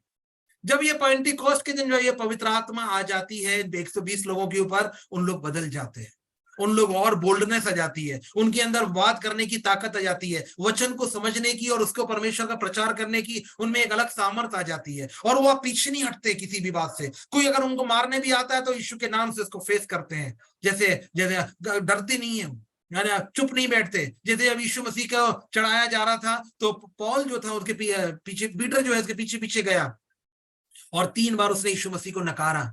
एक ने बोला अरे ये तो वही है, ये यीशु में ये इसके साथ रहता था, ये वो बोलता नहीं मैं नहीं हूं। 3 बार हम लोग जानते हैं कि पीटर ने नकारा यीशु मसीह को। तो वो जो बोल्डनेस थी वो उस समय नहीं थी, क्योंकि पवित्र आत्मा उनको नहीं मिली थी। लेकिन जब पवित्र आत्मा उनको मिल गई तो वही पीटर खड़ा होता है, और जब हम आगे के प्रेरितों के काम में हम पढ़ सकते हैं, 3rd चैप्टर को आप पढ़िए, 4th को पढ़िए, वो खड़े होके बोल्डली बोलता है, और उनको फिर जो सैनहेड्रिन रहती है, जो यहूदियों की एक सभा रहती है, वो उनको बुलाती है और उनको डंडे मारती है, उनको उनकी पिटाई करती है और बोलते हैं यीशु का नाम नहीं लेना, यीशु का नाम नहीं लेना। तो भी उन लोग डरते नहीं है, उन लोग बोल्डली लेते हैं, क्योंकि पवित्र आत्मा उनके ऊपर आती है। पवित्र आत्मा 3 तरीके से हमारे साथ रहती है। एक वो हमारे साथ रहती है, फिर जब हम जब उसको ग्रहण करते हैं, यीशु मसीह के सामने जब हम यीशु मसीह को अपने उद्धारकर्ता के रूप में ग्रहण करते हैं, तो हमारे अंदर आके रहती है। और जब हम पवित्र आत्मा का बपतिस्मा पाते हैं, जब बपतिस्मा पाते हैं, जैसे इन लोग ने पाया है पेंटिकोस्ट के दिन, जब वो पावर हमारी ऊपर आ जाती है, तो हम लोग हार्वेस्ट के लिए निकलते हैं। जब हम हार्वेस्ट के लिए जाते हैं पावर के साथ, तो the Holi spirit when he comes upon us, we are filled with power. आइए इसके लिए निकालेंगे जॉन चैप्टर 14 वर्सेस 16 एंड 17 निकालेंगे। यूहन्ना उसका 14वां अध्याय 16 और 17 वचन। यहां मैं इन 3 चीजों को समझाना चाहता हूं, क्योंकि हमें यह मालूम होना चाहिए। ये है ना, बपतिस्मा लेना, पानी का बपतिस्मा लेना अलग बात है, पवित्र आत्मा का बपतिस्मा मिलना एक अलग बात है। तो यहां हम देख रहे हैं कि पवित्र आत्मा, जैसे मैं अभी देखो मैं अपनी फोटो हटाता हूं, और आप देखिए यहाँ पर यीशु मसीह की ऊपर जो है वो पवित्र आत्मा उतर रही है। ये बैप्टिज्म करके यीशु मसीह निकले हैं पानी में से, और इनके ऊपर जो है पवित्र आत्मा आ रही है। जब तक ये पवित्र आत्मा नहीं आई थी, जब तक यीशु मसीह ने कोई आश्चर्य कर्म नहीं किए थे। अगर आप बाइबल को अच्छे से ध्यान से पढ़ेंगे, मैथ्यू, मार्क, लूक, जॉन को पढ़ेंगे, तो इस समय तक, जब तक उनका बपतिस्मा नहीं हुआ और पवित्र आत्मा यीशु मसीह के ऊपर नहीं आई, जब तक उनने कोई आश्चर्य कर्म नहीं किए। पर यीशु मसीह तो पवित्र आत्मा से ही पैदा हुआ था, वो तो पवित्र आत्मा का ही फल था, लेकिन तो भी उसको पवित्र आत्मा ऊपर से परमेश्वर जब तक नहीं देगा, जब तक वो सामर्थ आप और मैं भी नहीं पाएंगे। यहां मेरा बताने का ये मकसद था। पढ़ेंगे 14 यूहन्ना 14 और 16। और मैं पिता यहाँ पर यीशु मसीह जब इस पृथ्वी पे अपनी मिनिस्ट्री कर रहा था, 3.5 साल की मिनिस्ट्री थी, 30 साल के बाद, इसके बाद जो पीछे आप देख रहे हो, मेरे पीछे जो फोटो लगी है, इसके बाद यीशु मसीह ने अपनी मिनिस्ट्री शुरू करी। इसके बाद एक उसकी टेस्टिंग होती है, और टेस्टिंग कौन करता है? परमेश्वर नहीं करता है, शैतान करता है। और आप उसके बारे में हम लोग जानते हैं, उसके बारे में आपने पढ़ा हुआ है ना। उसके बाद जो है यीशु मसीह जाता है, और फिर चंगाई, हीलिंग, मिरेकल, डिलीवरेंस फिर शुरू होता है। कब? जब पवित्र आत्मा यीशु मसीह के ऊपर आ जाती है। तो यहाँ हम देखिए, यीशु मसीह जब अपने टाइम पे था, मिनिस्ट्री कर रहा था 3.5 साल में के, तो अपने चेलों को वो बोलता है कि मैं होली स्पिरिट के बारे में बताता, क्योंकि उस समय तक होली स्पिरिट नहीं आई थी पृथ्वी पर, और लोगों को, उनके चेलों को होली स्पिरिट के बारे में नहीं पता था। 16-17 यूहन्ना 14, 16, 17। और मैं पिता से विनती करूंगा, और वह तुम्हें एक और सहायक देगा, कि वह सर्वदा तुम्हारे साथ रहे। यहाँ पर यीशु मसीह अपने चेलों को बता रहा है कि मैं अपने पिता से विनती करूंगा, और वो एक सहायक तुमको देगा, जो सर्वदा, ये सर्वदा इंपॉर्टेंट है, फॉरएवर, हमेशा तुम्हारे साथ रहेगा। पुराने नियम में भी पवित्र आत्मा आती थी, कार्य करती थी। समसोन के ऊपर आई, डेबोरा के ऊपर आई, मूसा के ऊपर आई, साउल के ऊपर आई, दाऊद के ऊपर आई, सोलोमन के ऊपर आई, अलग अलग लोगों के प्रॉफिट्स के ऊपर आई, जो उन्होंने प्रोफेसी करी, आइजाया, जर्माया, इज़ेकियल, डैनियल, इनके ऊपर आई, लेकिन आई और वापस फिर विड्रॉ हो गई। लेकिन अब जो पवित्र आत्मा आई है, ये हमेशा के लिए आई है, अब नहीं जाएगी। ये कब जाएगी? ये जब हमारा रैप्चर हो जाएगा, जब वो हमारे साथ चली जाएगी, क्योंकि ये अनुग्रह की पीरियड में वो हमारे लिए साथ में हो। वो क्या है? हमारा सहायक है, हमारा हमको असिस्ट करती है, वो हमारी मदद करती है पवित्र आत्मा, है ना। तो यहां हम देख रहे हैं कि वो बोल रहा है, यीशु मसीह बोल रहा है, ये मेरे वचन नहीं, यीशु मसीह के वचन है, किसी प्रॉफिट के वचन नहीं है, direct the son of God himself is talking. वो बोल रहा है कि मैं अपने पिता से विनती करूंगा, जो तुम्हें एक सहायक देगा, जो सर्वदा तुम्हारे साथ रहेगा, है ना। आइए 17वां वचन पढ़ेंगे। अर्थात सत्य का आत्मा, जिसे संसार ग्रहण नहीं कर सकता, क्योंकि वह ना उसे देखता है और ना उसे जानता है। तुम उसे जानते हो, क्योंकि वह तुम्हारे साथ रहता है और वह तुम में होगा। ये जो सत्य का आत्मा है, ये सिस्टर ने अभी आखिरी का जो है उसमें बोला है, वो तुम्हारे साथ रहेगा। Holi spirit will be with you English में। और आखिरी का क्या है? लास्ट तुम में होगा। और तुम में होगा, है ना। ये पवित्र आत्मा के बारे में यीशु मसीह अपने चेलों को बता रहा है। वो बोल रहा है जो तुम्हारे साथ है और आगे चल के तुम में होगा। अभी उनको अंदर नहीं मिली है, उनको पवित्र आत्मा है चेलों को, उनके चेलों को अभी भी पवित्र आत्मा अंदर नहीं मिली है। वो कब मिलेगी वो आगे बताएंगे अपन, है ना। तो वो यीशु मसीह क्या बोल रहा है कि जो सत्य का आत्मा है ये दूसरे लोग नहीं मिल सकती, वो आपको और मुझको ही मिलेगा, जो जो तुम्हारे साथ है और तुम्हारे अंदर होगा। ऐसा नहीं बोला कि है। यीशु मसीह क्या बोल रहा है कि ये पवित्र आत्मा तुम्हारे साथ है, लेकिन तुम्हारे अंदर कब होगा, जब हम वो बॉर्न अगेन एक्सपीरियंस ले लेंगे। यीशु मसीह अपने चेलों को बता रहा है कि आज वो पवित्र आत्मा तुम्हारे साथ है, तुम्हारे साथ चल रही है, लेकिन वो तुम्हारे अंदर कब आएगी वो आगे हम देखेंगे कि उनके अंदर वो पवित्र आत्मा कब आती है ना। ठीक है, और एक और इसका 18वां वचन भी पढ़ लेंगे। मैं तुम्हें अनाथ ना छोड़ूंगा, मैं तुम्हारे पास आता हूँ, और थोड़ी देर रह गई है कि फिर संसार मुझे ना देखेगा, परंतु तुम मुझे देखोगे, इसलिए कि मैं जीवित हूँ, तुम भी जीवित रहोगे। यहाँ वो बोल रहा है कि मैं जाता हूँ कुछ समय के लिए, यीशु मसीह बोल रहा है कि मैं कुछ समय के लिए जाता हूँ लेकिन वापस आऊंगा। आज हम लोग ये मानते हैं कि क्राइस्ट इन यू, यीशु मसीह हमारे अंदर रहता है पवित्र आत्मा के द्वारा, है ना। Christ in you the hope of glory, है ना, हमारे अंदर यीशु मसीह रहता है। तो वो यीशु मसीह बोल रहा है, ये सब बताया है जॉन में, उसने हमको बताया है ना, कि मैं जाता हूं कुछ समय के लिए लेकिन वापस आऊंगा और मैं तुम्हारे अंदर रहूंगा। आइए इसके लिए निकालेंगे कोलोसियंस चैप्टर 1 वर्स 27, जहां बताया गया है कि यीशु मसीह पवित्र आत्मा के द्वारा हमारे अंदर रहता है।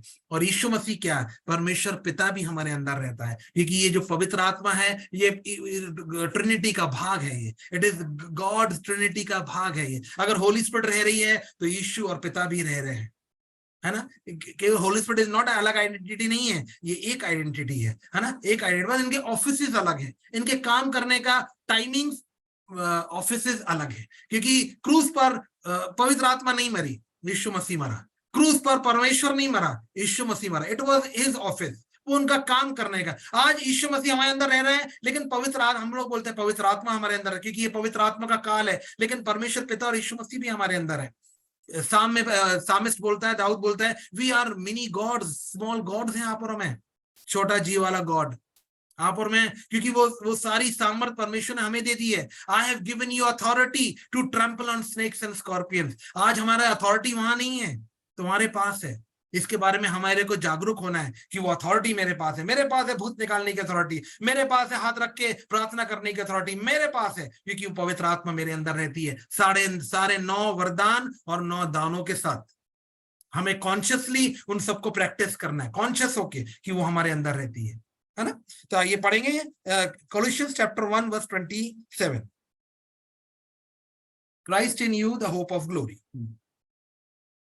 जिन पर परमेश्वर ने प्रकट करना चाहा कि उन्हें ज्ञात हो कि अन्य जातियों में उस भेद की महिमा का मूल्य क्या है, और वह यह है कि मसीह जो महिमा की आशा है तुम में रहता है।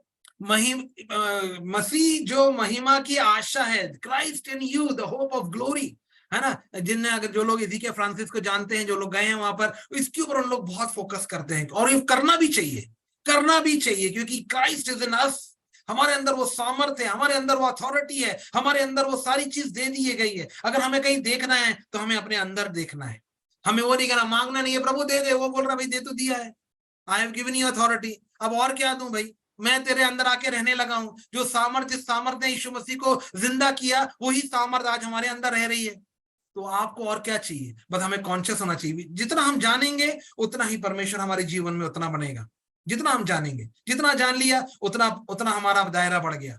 आज हम जैसे, अगर हम मान लो किसी के लिए प्रार्थना करना है, अरे यार नीरज भैया को फोन लगवा रही है, ईशान भैया को फोन लगवा रही है, यार फोन नहीं उठा रहे हैं, वो सो रहे हैं, काम कर रहे हैं, नहीं, ठीक है, वो भी करेंगे प्रार्थना, लेकिन अब मैं हूं, मेरे को भी अथॉरिटी है, as a believer I have that authority, Christ is in me, मैं प्रार्थना करता हूं, मैं प्रार्थना करती हूं। अगर आप इस चीज को मन में सोचकर अगर आप प्रार्थना करोगे या डिलीवरेंस करने जाओगे, परमेश्वर उसको करेगा, क्योंकि वो आपके अंदर है। वो चाहता है अपने आप को दिखाना, वो चाहता है अपने आप को प्रकट करना, वो चाहता है अपने वचन को कंफर्म करना, वो चाहता है। हम ही उसको रोक देते हैं, नहीं मैं नहीं कर सकता, मैं नहीं करूंगा, मैं ईशान ब्रदर को फोन करूंगा, मैं नीरज ब्रदर को फोन करूंगा, मैं पास्टर गौरव के यहाँ फोन करूंगा, वो ही करेंगे। नो, हमें सीखना है कि आप भी आपके अंदर भी वही सामर्थ्य है, वही ताकत है जो जो हर एक बिलीवर के पास है। किसी के पास कम ज्यादा नहीं दी गई है, मेरे को ज्यादा उनको कम, ऐसा नहीं, सबके साथ एक ही मात्रा में, एक ही तरीके, और वही पवित्र आत्मा आई है जो जो अपनी सामर्थ और अपने गिफ्ट्स और फ्रूट्स के साथ है।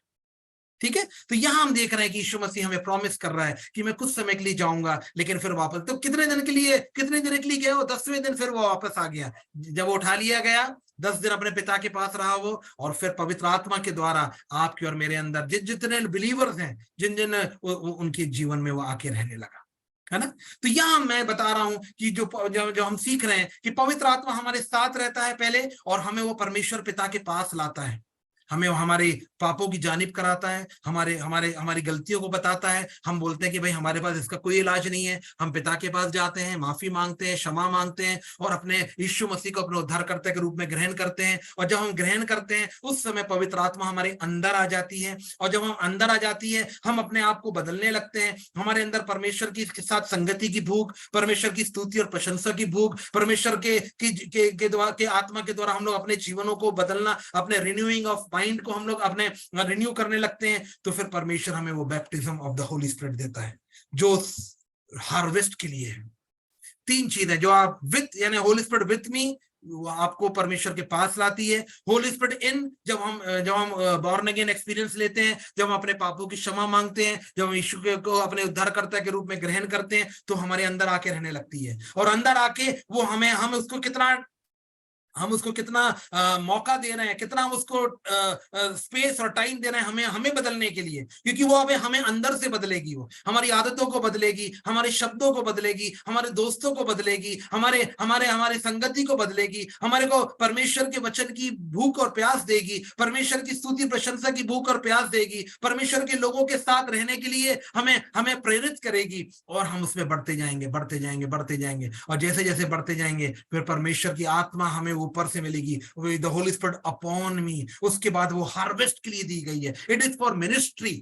उस समय जैसे चेले बदल गए थे यीशु मसीह के, वैसे हम भी बदल जाएंगे। और अब हम लोग अपने टाइम को, अपने टैलेंट को, अपने समय को परमेश्वर के लिए हम देने, क्योंकि वो उसके हार्वेस्ट के लिए, उसके किंगडम के लिए हम काम करने लगते हैं। परमेश्वर, वो पवित्र आत्मा जब आती है हमारे ऊपर, तो वो आती है हार्वेस्ट के लिए, क्योंकि वो हार्वेस्ट सीजन में आती है। वो 50वें दिन आती है, जब जो है जो तैयार फसल है उसको काटना है। यीशु मसीह बोलता है कि फसल तैयार है, परंतु मजदूर थोड़े हैं। तो वो हमें वो मजदूर बनाती है, हमें वो सिकल देती है, और हम जो है हार्वेस्ट के लिए निकलते हैं। जैसे चेलों को भी, जब चेलों का जीवन देखो आप, प्रेरितों के काम को आप जब पढ़ोगे, जब पवित्र आत्मा उनके ऊपर से मिल गई, उसके बाद उनके जीवन बदल गए। फिर वो कभी वापस मच्छी पकड़ने नहीं गए, फिर वो कभी अपने माँ बाप के बारे में फिक्र नहीं करने गए, फिर वो अपने जीवन के बारे में फिक्र नहीं कर, फिर वो अलग अलग दुनिया में चले गए। उसमें से थोमा हमारे इंडिया में आया था, थॉमस, जो जिसको बोला जाता है डाउटिंग थॉमस। वो पहली शताब्दी में, 1st सेंचुरी में इंडिया आ गया था। पहले वो पाकिस्तान, जो पहले इंडिया में था, वहां आया सियालकोट में, और वहां से एक बोट लेके फिर वो केरला में आया।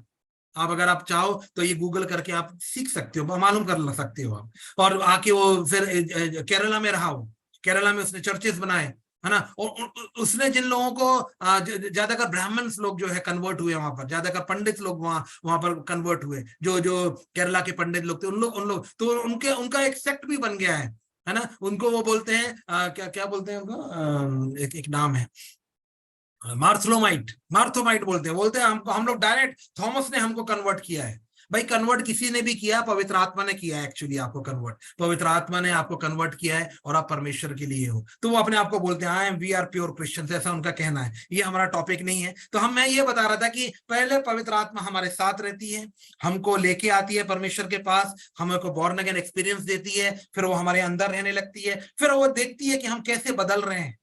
आज जो पास्टर गौरव हैं, या ब्रदर ईशांत हैं, या नीरज भैया हैं, या मैं भी हूं, आज हम जहां हैं, आज से 4 साल पहले, 5 साल पहले शायद हम ऐसे नहीं थे।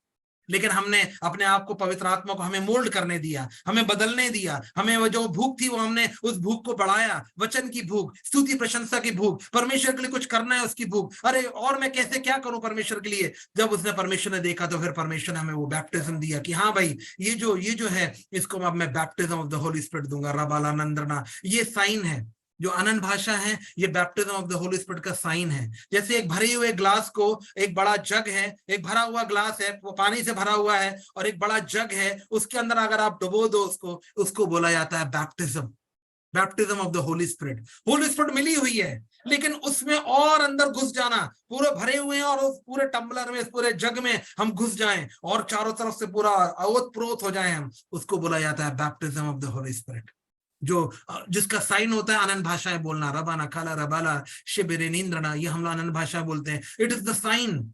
और ये नहीं कि साइन हो गया तो आपको सब कुछ मिल गया है, आप कोई बहुत बड़ी पोस्ट पे चले गए, नो, अभी भी आपको ग्रो करना है, ग्रो करना है, ग्रो करना है, और वचन में ग्रो करना है, और परमेश्वर में ग्रो करना है। फिर परमेश्वर आपको धीरे धीरे आपके दायरे को बढ़ाता है। वो देखता है ये विश्वासी है, ये मेरे काम को अच्छे से कर रहा है, ये पूरे लगन के साथ कर रहा है, ये जब भी इसको मौका मिलता है, ये मेरे समाचार को फैलाता है, जब भी इसको मौका मिलता है, ये लोगों के लिए मध्यस्थता करता है, प्रार्थना करता है, अपने आप को हम्बल रखता है, अपने आप को नम्र रखता है, अपने प्राइड नहीं है इसके अंदर, जेलसी नहीं है इसके अंदर। ये हमारी भी लड़ाई रहती है, मेरी भी लड़ाई है, ये हर एक जन जो इस पृथ्वी पर है, सबकी ये लड़ाई है ना। इस लड़ाई को लड़ रहा है वो, और उसमें शैतान को रेजिस्ट कर रहा है, वो शैतान को अपने जीवन में कोई गलत विचार डालने से रोक रहा है। फिर परमेश्वर आपको इस्तेमाल करना लगता है, बड़े बड़े लोगों को इस्तेमाल करता है। आपको हम्बलनेस देखता है, आपकी ह्यूमिलिटी देखता है, आपको जलन की भावना तो नहीं है, प्राइड की आत्मा तो नहीं है, कहीं आपको ये परमेश्वर ने रेवलेशन दिया है, कहीं आपको ये नहीं लग रहा है यार ये रेवलेशन मेरे को ही मिला, किसी के पास नहीं है, ये आत्मा तो नहीं है। परमेश्वर हर एक मन को जांचता है, मन को जांचता है। तो यहाँ हम देखते हैं कि परमेश्वर हमारे, पवित्र आत्मा हमारे साथ रहती है। पवित्र आत्मा जब हम बॉर्न अगेन होते हैं तो हमारे अंदर आती है, और फिर एक समय आता है जब वो बैप्टिज्म ऑफ द, जब हमें मिलती है ऊपर से, तो वो उसके द्वारा परमेश्वर अपने हार्वेस्ट में आपको ले जाना चाहता है, आपके द्वारा वो अपने कार्य को करना चाहता है। परमेश्वर चाहे तो एक सेकंड में पूरी पृथ्वी के लोगों को बॉर्न अगेन सैल्वेशन का एक्सपीरियंस दे सकता है, लेकिन वो अपने रूल्स के अनुसार चलता है, वो अपने रूल्स में जो बंधा हुआ है उसमें ही चलता है वो, और वो उससे अलग नहीं चाहता। He is a just God, वो परमेश्वर है जो जस्ट है, वो अपने रूल्स को कभी नहीं तोड़ता। अगर वो चाहे तो यू सेकंडों में सब कुछ बदल दे वो, लेकिन वो चाहते हैं कि मेरे बेटे, मेरे जो मिट्टी के पुतले हैं और उसके अंदर जो लोग रहते हैं, वो खुद क्या बोलते, चूज करके मेरे पास आए, अपनी फ्री विल के साथ मेरे साथ आए, मेरे पास अपने पूरे मन से आए, और ये जो शैतान जो है उनको जो भड़का रहा है उसको अलग रखें, और हम मेरे साथ चलने वाले हैं। तो यहां हम देखते हैं कि कैसे पवित्र आत्मा हमारे जीवन में काम करती है ना। मेरा विश्वास है कि आप लोग ने इस बात को समझा होगा और आपने समझ लिया। आगे हम देखते हैं कि यीशु मसीह जब था, तो मैं उसके लिए निकालेंगे यीशु मसीह जब था तो वो बताते हैं, जैसे आपको सबको मालूम है कि कुंवारी मरियम से पवित्र आत्मा के द्वारा जन्मा। तो निकालेंगे मैथ्यू चैप्टर 1 वर्स 20 एंड 21, मत्ती उसका पहला अध्याय 20वां वचन।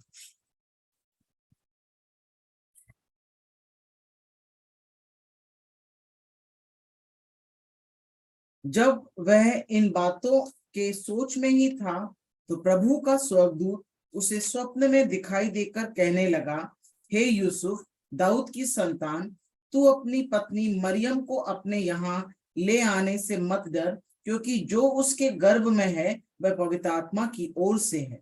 तो यहाँ हम देख रहे हैं यीशु मसीह की बर्थ जो है वो पवित्र आत्मा की ओर से हो रही है, यानी Jesus was born with the Holi spirit, वो उसके साथ होली स्पिरिट के द्वारा ही पैदा हो रहा है, यहाँ पर बाइबल बता रही है हमको। लेकिन हम देखते हैं कि 30 साल तक जो है यीशु मसीह ने कोई भी आश्चर्य कर्म नहीं किए, कुछ भी नहीं, रिकॉर्डेड नहीं है बाइबल में।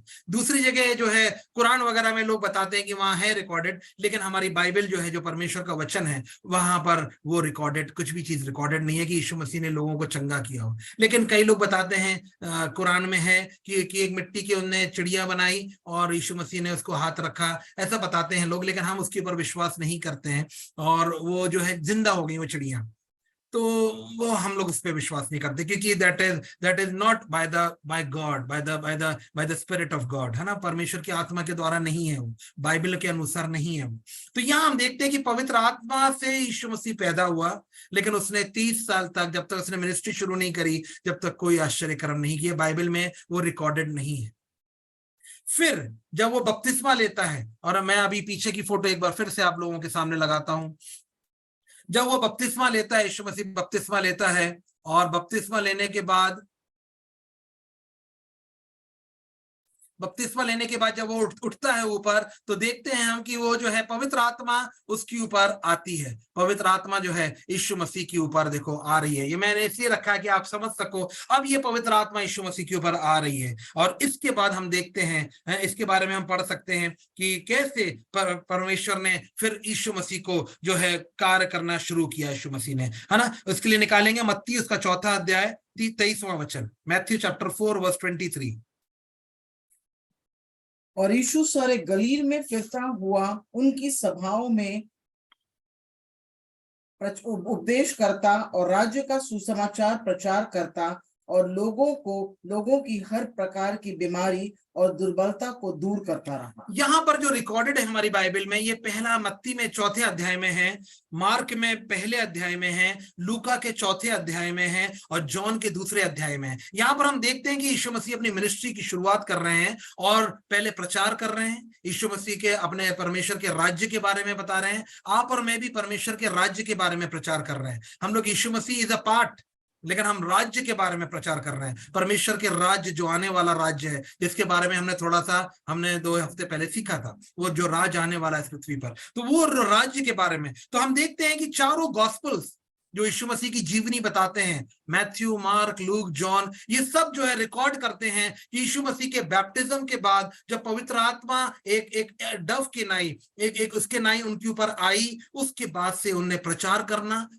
करना परमेश्वर के राज्य के बारे में और आश्चर्य कर्म करना शुरू किया, है ना, इसके बारे में। तो यहाँ हम देखते हैं कि यीशु मसीह के साथ यीशु मसीह पवित्र आत्मा से पैदा हुआ था, लेकिन तो भी उसको वो हार्वेस्ट के लिए, वो कार्य करने के लिए, वो किंगडम के लिए काम करने के लिए पवित्र आत्मा ऊपर से चाहिए। पवित्र आत्मा अपॉन अस। बाइबल भी एक्ट्स चैप्टर 1 में बोलती है कि जीसस बोलता है कि तुम यहाँ रुकना, do not leave Jerusalem, tarry over there in Jerusalem and wait when the Holy Spirit will come upon you, you will receive power। जब आपको ऊपर पवित्र आत्मा में आएगी, जब आप सामर्थ को पाओगे और मेरे विटनेस बनोगे जेरूशलेम में, समारिया में और दुनिया के कोने कोने में। ऐसा एक्ट्स चैप्टर 1 में हमें पढ़ने को मिलता है। तो यहाँ देखते हैं कि यीशु मसीह को भी पवित्र आत्मा का बपतिस्मा मिला, उसके बाद उन्होंने अपने मिनिस्ट्री, पावर मिनिस्ट्री शुरू करी। आइए हम डिसाइपल्स के बारे में हम देखते हैं, फिर मैं खत्म करूंगा। डिसाइपल्स जो थे, ये लोग भी जो थे, उस समय तो पवित्र आत्मा नहीं थी, क्योंकि जब तक यीशु मसीह था तब तक पवित्र आत्मा पृथ्वी पे नहीं आई थी। यीशु मसीह, जैसे हमने पढ़ा, यीशु मसीह ने अपने चेलों को बोला कि मैं जाऊंगा और पिता से प्रार्थना करूंगा कि वो अपनी पवित्र आत्मा तुम लोगों को दे, जो तुम्हें परमेश्वर के बारे में और मेरे बारे में बताएगी। एक जगह हमने और पढ़ा, यीशु मसीह बोलता है कि मैं जाता हूं कुछ समय के लिए, फिर वापस आऊंगा और तुम्हारे साथ ही रहूंगा, तुम्हारे अंदर ही रहूंगा। और हमने कोलोसियंस चैप्टर 1 वर्स 27 में पढ़ा कि Yeshu Masih, Christ is in us the hope of glory, यानी यीशु मसीह पवित्र आत्मा के द्वारा हमारे अंदर रह रहा है और हम चाहता है कि हमें वो अंदर से बदले, हमारे थिंकिंग को, हमारे व्यवहार को, हमारी बातचीत को, हमारे उठने बैठने को, है ना, वो पूरे हमारे मन को बदलना चाहता है। मन को, सोल को परमेश्वर बदलना चाहता है, रिन्यू करना चाहता है। तो यहाँ हम देखते हैं, निकालेंगे मैथ्यू चैप्टर 10 वर्स 7 और 8। यहाँ पर हम देख रहे हैं कि यीशु मसीह 70 लोगों को, 70 अपने चेलों को, 12 अपोस्टल्स थे, 70 और भी चेले थे, उनको 2 बाय 2 करके वो भेज रहा है ना, और बोल रहा है कि जाओ, मेरे नाम से भूतों को निकालो, मेरे नाम से लोगों को चंगा करो, मेरे नाम से जो है सुसमाचार का प्रचार करो, और तुम्हें कोई अपने घर में नहीं ले तो वहां की मिट्टी को, अपने पैर को झाड़ो और वहां से निकल के आओ। सदोम और गुमराह शहर जो था, वो जितनी तकलीफ उनने उठाई है, उससे ज्यादा तकलीफ उन लोग उठाएंगे जब परमेश्वर अपने राज्य में आएगा। ऐसा बाइबल बताती है, परमेश्वर का वचन कहता है। तो निकालेंगे मैथ्यू चैप्टर 10 वर्स 7 और 8। और चलते चलते प्रचार कर कहो कि स्वर्ग का राज। ये 70 लोगों को यीशु मसीह भेज रहा है, अपने चेलों को, उनको ये he is giving instructions to them. बीमारों को चंगा करो, मरे हुओं को जिलाओ, कोढ़ियों को शुद्ध करो, दुष्टात्माओं को निकालो, तुमने सेत में पाया है, सेत में दो। अपने पुटकों में ना तो सोना, ना रूपा और ना तांबा रखना, मार्ग के लिए ना झोली रखो, ना 2 कुर्ते, ना जूते, ना लाठी, क्योंकि मजदूर को उसका भोजन मिलना चाहिए।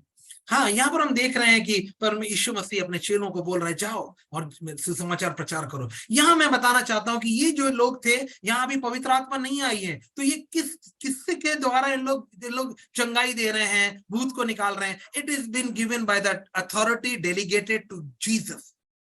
जो परमेश्वर की पवित्र आत्मा यीशु मसीह के ऊपर आई थी, और वो जो डेलीगेटेड अथॉरिटी है वो अपने लोगों को, अपने चेलों को यीशु मसीह ने दी, और जाओ और तुम ये सारे काम करो। क्योंकि अभी तक इनको पवित्र आत्मा नहीं मिली है, इनको पवित्र, क्योंकि यीशु मसीह है इस पृथ्वी पर, तो पवित्र आत्मा आई नहीं है इस पृथ्वी पर। तो ये they are working under the delegated authority. जैसे मैं आपको बताना चाहता हूं, जैसे कोई एक परमेश्वर का अभिषेक आता है, प्रॉफिट है, इवेंजलिस्ट है, अपोस्टल है, और वो बहुत सामर्थी है वो, और जब वो आता है उस शहर में या उस मीटिंग में आप जाते हो, और आप परमेश्वर के वचन में आप परमेश्वर के लिए काम करने में ललायत हो, आप में भूख है, वो प्यास है, और आप वहां जाते हो, तो आप देखो, आप भी अगर किसी के ऊपर हाथ रखोगे तो वो डेलीगेटेड अथॉरिटी, वो जो सामर्थ उनके साथ आई है, जो डेलीगेटेड अथॉरिटी उसके साथ, उस अभिषेक के साथ चल रही है, वो उन दूसरे लोगों को भी ट्रांसफर हो जाती है।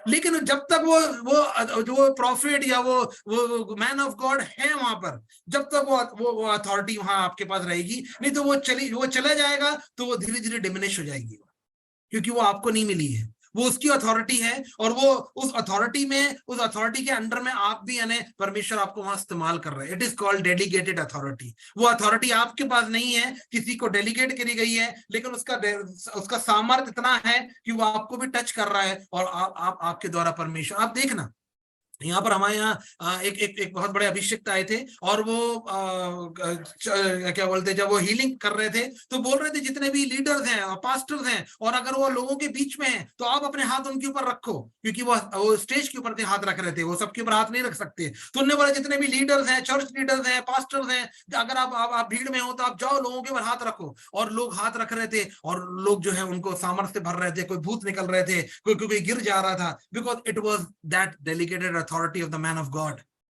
वो परमेश्वर का जो आदमी था, उसकी डेलीगेटेड अथॉरिटी में काम कर रहे थे वो। That authority was not theirs, उनकी नहीं थी वो। वैसे ये चेले भी हैं, इनको पवित्र आत्मा नहीं मिली है, लेकिन they were working under the delegated authority of Jesus Christ. और हम जानते हैं कि वो जाते हैं और वो लोगों को चंगा करते हैं, और वो करते हैं। लेकिन ये जो डेलीगेटेड अथॉरिटी है, लेकिन ये डिमिनिश हो जाती है। कैसे, मैं बताता हूं। जैसे जब यीशु मसीह की डेथ हो गई और वो मर गए, तो ये लोग वापस लौट जाते हैं अपने मच्छी मारने के लिए, है ना। आइए उसके लिए निकालेंगे हम, ये हमको मिलता है जॉन चैप्टर 21 वर्सेस 3 और 6। यहाँ पर हम देखते हैं कि वो लोग बोलते हैं, पीटर बोलता है चलो भाई, अभी यीशु मसीह तो चला गया है, जो बातें उसने बोली थी सब पूरी हो गई हैं, और चलो भाई अपना भोजन का इस्तेमाल करें, अपने बच्चों को कौन पालेगा। तो वो मच्छी मारने जाते हैं, और आपको मालूम है वो इंस्टेंस की रात भर उन लोग जो दे वर ट्रेंड फिशरमैन थे, वो उन लोग रात भर मच्छी मारते रहते हैं, लेकिन उनको एक मच्छी नहीं मिलती है। फिर जब वो किनारे पे आते, किनारे पे है, गहराई में नहीं, किनारे पे, सी ऑफ गैलिली में, वो सी ऑफ गैलिली हमने देखा है ना। तो जब किनारे पे आते तो वहां यीशु मसीह खड़ा है, और वो बोलता है ये साइड में डालो, इस साइड में डालो, और किनारे पे उन लोग मच्छी पकड़ते हैं।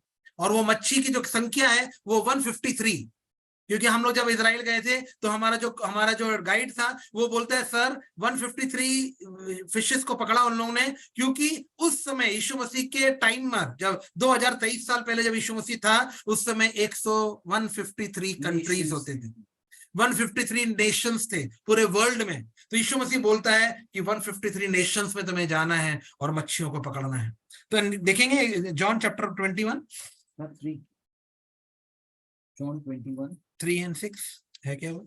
शमौन पतरस ने उससे कहा, मैं मछली पकड़ने को। शमौन पतरस ने बोला कि चलो यार मच्छी पकड़ना है, चलो, यीशु मसीह तो मर गए है ना, चलो अभी अपना सब काम हो गया जो करना था। क्योंकि उनको पवित्र आत्मा नहीं मिली थी, वो उनके अंदर अभी भी वो आई नहीं थी, वो बोल्डनेस, वो जिम्मेदारी वो नहीं आई थी उनके पास, है ना। इसलिए वो बोल रहा है चलो मच्छी मारने जाते हैं। उन्होंने उससे कहा, हम भी तेरे साथ चलते हैं। सो वे निकलकर नाव पर चढ़े, परंतु उस रात कुछ ना पकड़ा। भोर होते ही यीशु किनारे पर खड़ा हुआ, तो भी चेलों ने ना पहचाना कि वह यीशु है। तब यीशु ने उससे कहा, हे बालकों, क्या तुम्हारे पास कुछ खाने को है? उन्होंने उत्तर दिया, नहीं। उनमें से उसने उससे कहा, नाव की दाहिनी ओर जाल डालो तो पाओगे। तब उन्होंने जाल डाला और अब मछलियों की बहुतायत के कारण उसे खींच ना सके। इसलिए उस चेले ने जिससे यीशु प्रेम रखता था पतरस से कहा, यह तो प्रभु है। शिमोन पतरस ने यह सुनकर कि वह प्रभु है, कमर में अंगरखा कस लिया, क्योंकि वह नंगा था, और झील में कूद पड़ा।